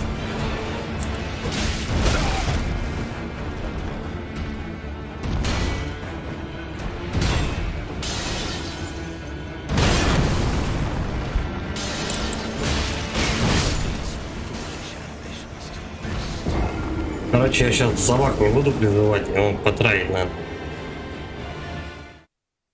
Это он какой-то странный.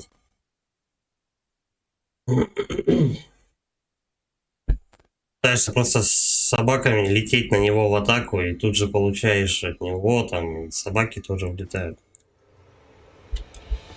Можно попробовать, короче, без них. Потом мы, если что, их призывать.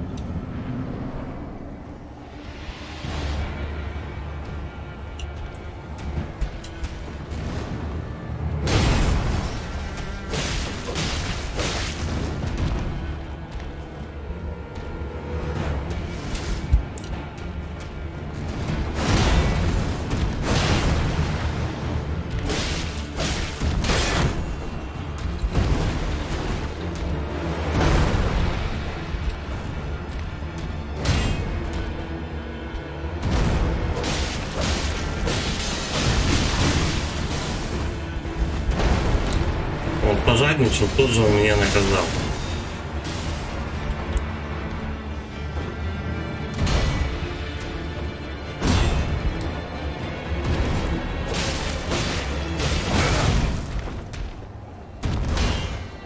Про хвост надо не забывать еще.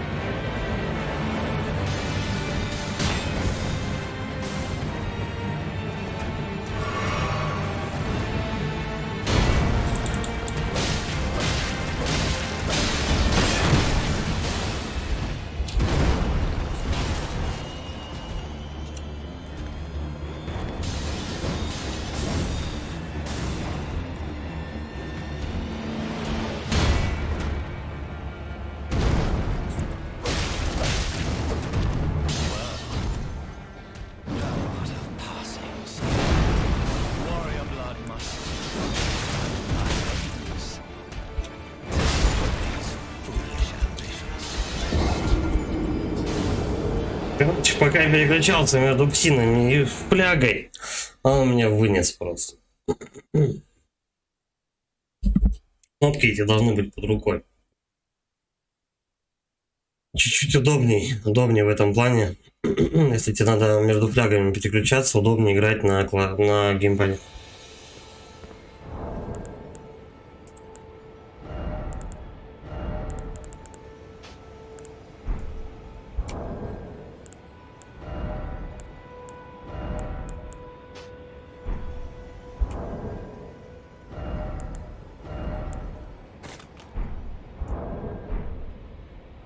Короче, сначала я ему часть снимаю, а потом зову собаку.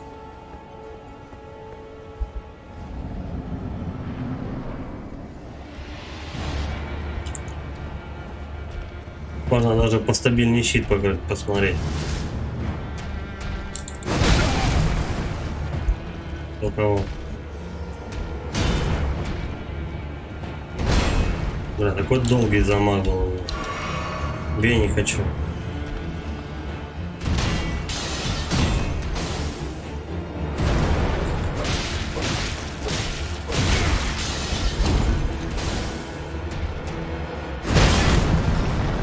Ёбаные палочки, блядь. Ну точно. Понятно. Вот тут слишком много геморроя стоит мелкого вот этого вот. Зуботычек понатыкали, ты в них упираешься и все, и начинается какая-то шляпа.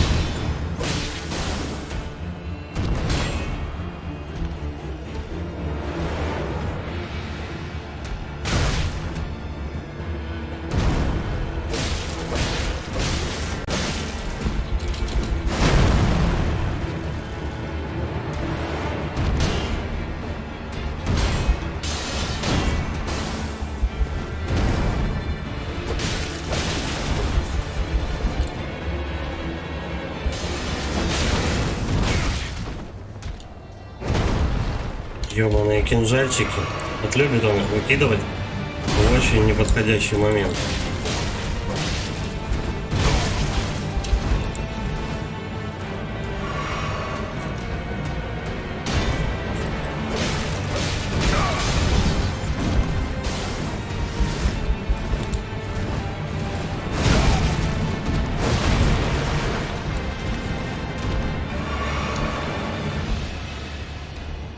Доспить не успел, у меня выщелкнуло.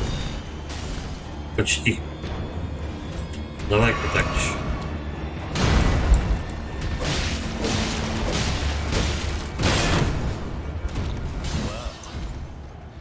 Thou art of passing skill. Warrior blood must truly run. Tarnish. Чуть не скинул меня вообще. Полечиться-то не хочешь?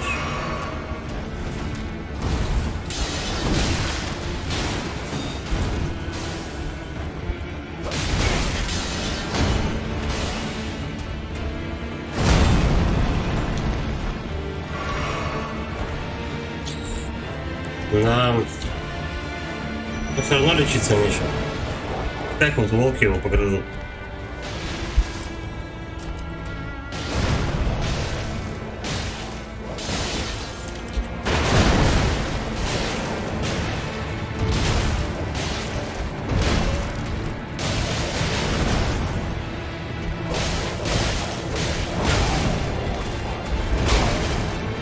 Блять.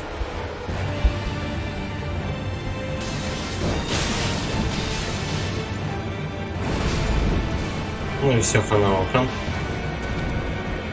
Ну, у меня один удар остался. Foolish ambition.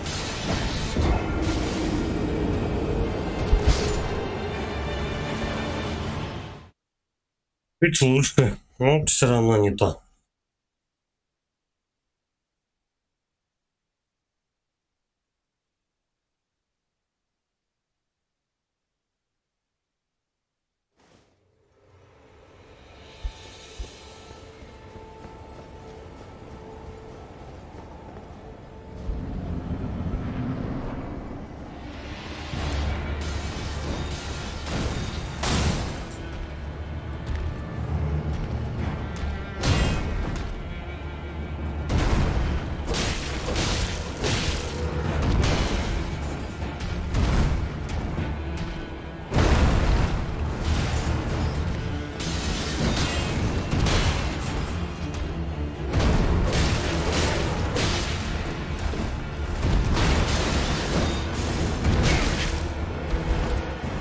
Как он сейчас достал, я вообще не понял.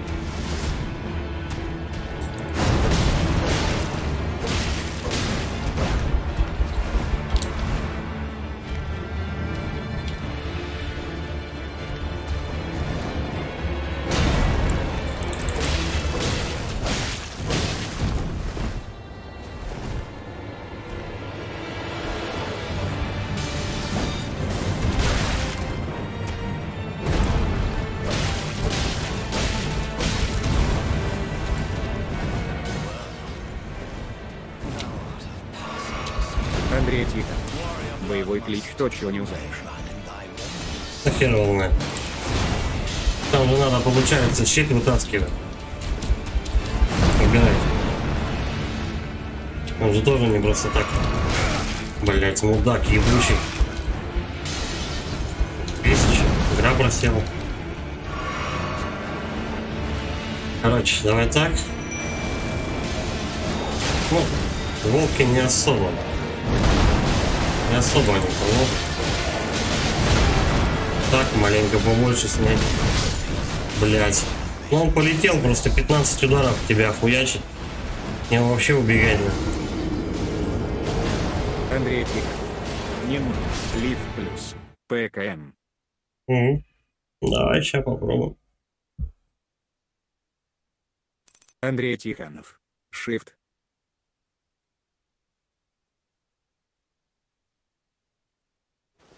Shift, правая кнопка мыши, он сделает мне парирование. Нет, почему? Ладно. Для этого парирование делал.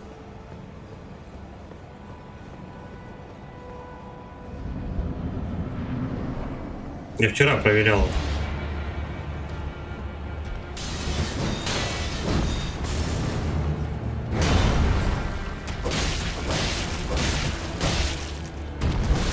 Один хер он так же снес. Хуйня этот боевой клич, по-моему.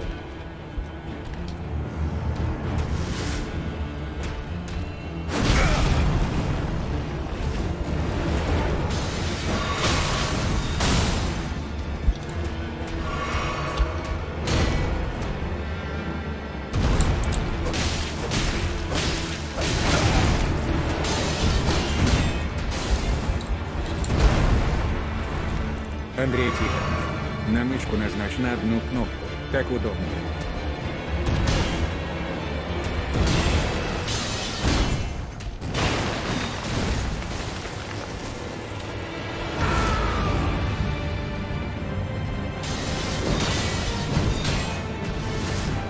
Андрей Тихонов. Это за аспект оружия, которое вставляется.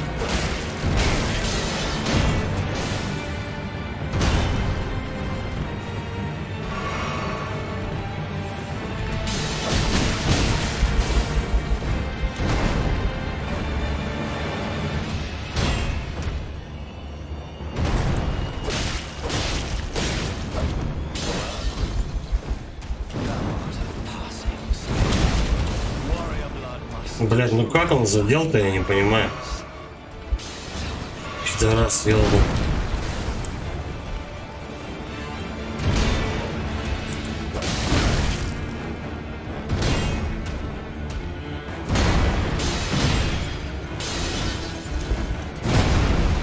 Постоянно прессуют.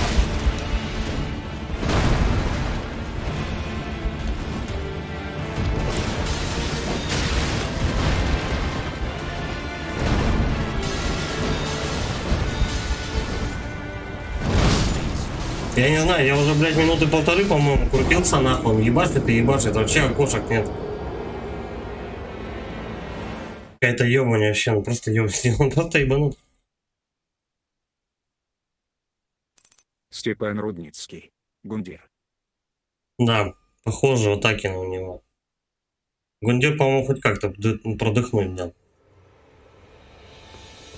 А этот прям, блядь, и руками, и ногами, и хвостом, и сверху еще и два кинжала ебучих резко выпускает.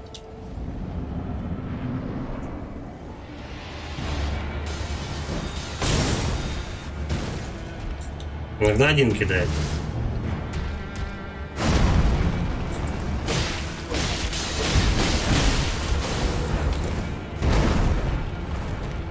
Прям два удара делает подряд. Сразу же. Резких кинжалов, и потом палкой своей херачит.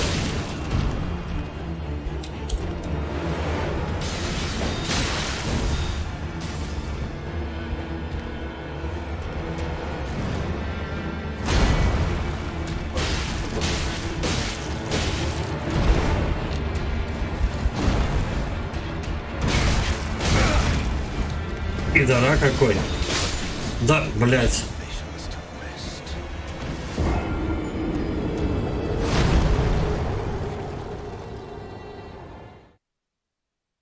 Что-то я с боевым ключом этим моментик проебал. Я не знаю, сильно он как помогает или нет. Я не заметил. Он, по-моему, в один удар у меня 88 с ключом, короче, а без ключа, по-моему, то же самое. 80, по-моему. Дай проверь.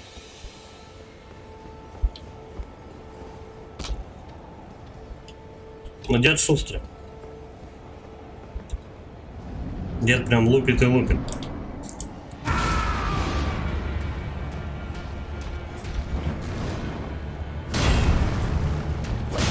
Герой в фазе, окошки есть.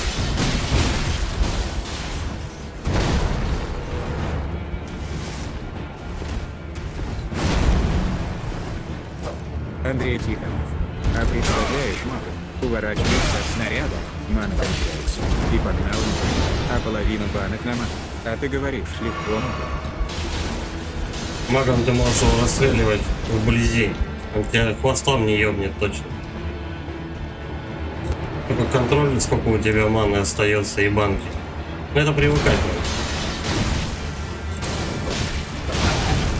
Я считаю, что в Dark Souls нету вообще, в принципе, персонажей легких. Магом тоже заебись. Как и мечникам, двуручникам и так далее.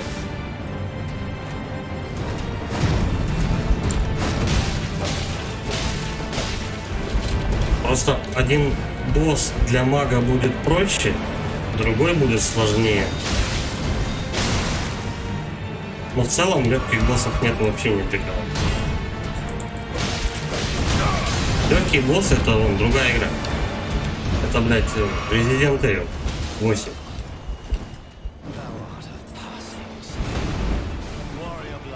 Любой босс тебе даст просраться.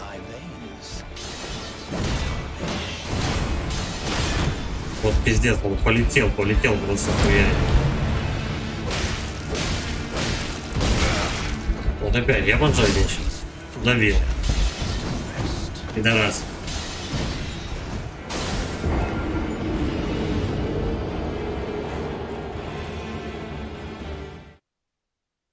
В целом в жизни тут маловато для такого босса, по-моему. Надо как-то полосочку-то увеличивать, конечно. Блин, сама фляга, она еле отхиливает. Он тебя один раз ударил, у тебя полжизни нету, считай. Одна подача, это одна твоя фляга. То есть 6 ударов ты можешь Андрей Тихонов. пропустить. Я со скимитаром бегаю. У меня дефолтная вот эта палка. Одноручный меч. Да, можно, конечно, алебарду попробовать.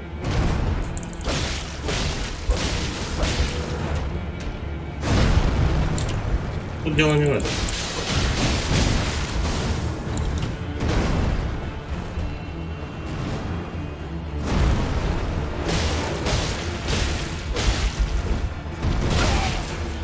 пидор, а? Вообще у него ранжуха козырная.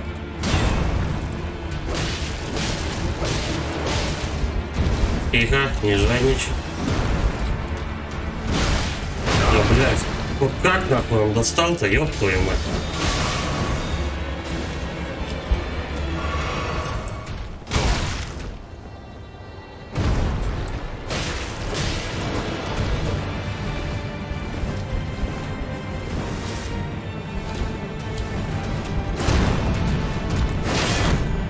Ну какая подача у меня летела. Давай, прыгай, блядь, быстрее.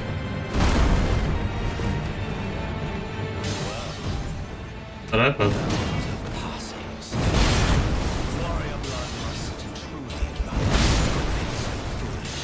Серьезно, блядь, он меня на расстоянии добил полздоровья.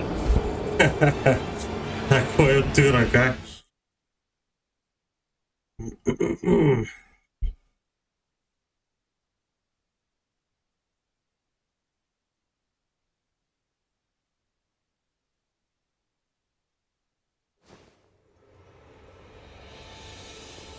Ну, сегодня я его не заковыряю. Вряд ли. Надо передохнуть и потом дать ему как следует пиздюлей.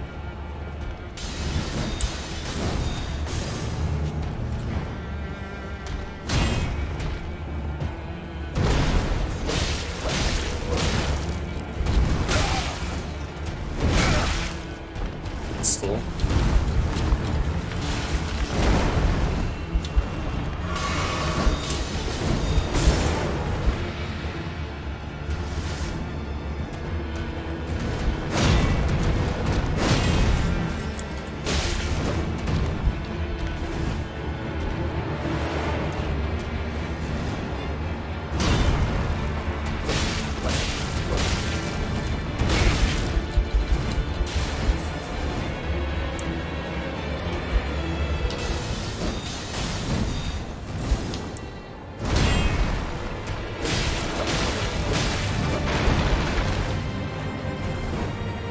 Так, главное не больше 3 ударов.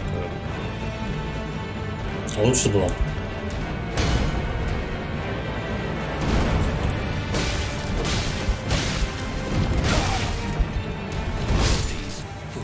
Пидорас. Пидорасина.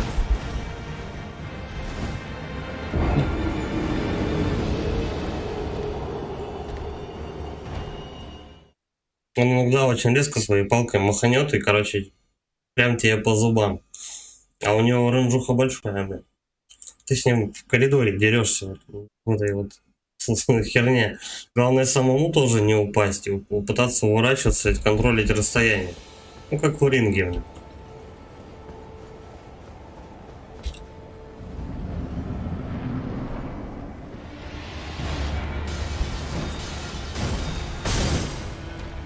Ну ничего, он проходил.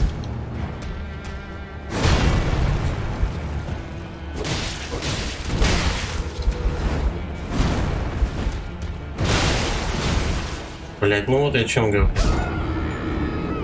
Хуй знает, сколько у тебя там расстояние, а вы, блин, вот реально на мосте деретесь. На мосту. На мосте. На мосте. Если на мосту деретесь и там либо скинет, либо ты сам просто упадешь. Вот я сейчас сам упал. Пытался уклониться от атаки и ебаться. Ну, в принципе, что, хотя бы. Я за сегодня деда на лодочке завалил.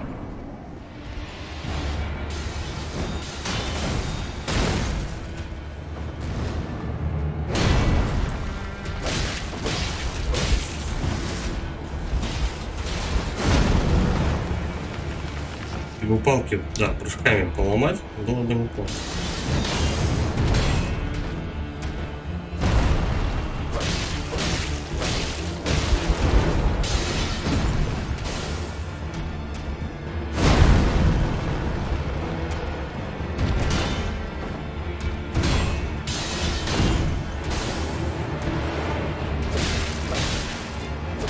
Что это с ним?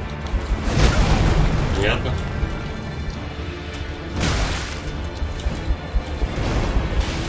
Так, мне Я просто от пропасти был на какой-то миллиметр вообще.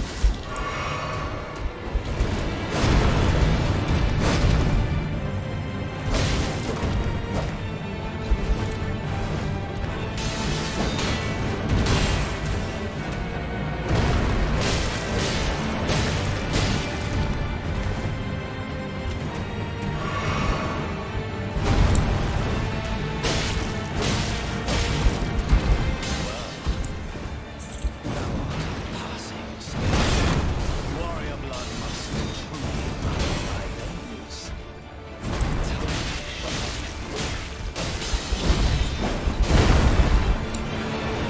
Ну не так-то часто он молоток свой юзает. Я вот думаю, как вот в этой атаке его наебать. Самому, блядь, не удобно. Тихо! Падла! Нарываешься на одну атаку, летит сразу же вторая. Ладно, хорош, наверное, на сегодня деда прессовать. Волшебный, конечно, но... Надо потратить его, и еще пройдется. Сейчас я, видимо, подустал уже. Что такое? Не знаю. Тороплюсь, наваливаю много урона ему. Так делать не нужно, его нужно бить по чуть-чуть. Ладно, спасибо, ребят, за поддержку. Кто не подписан на канал, подписывайтесь.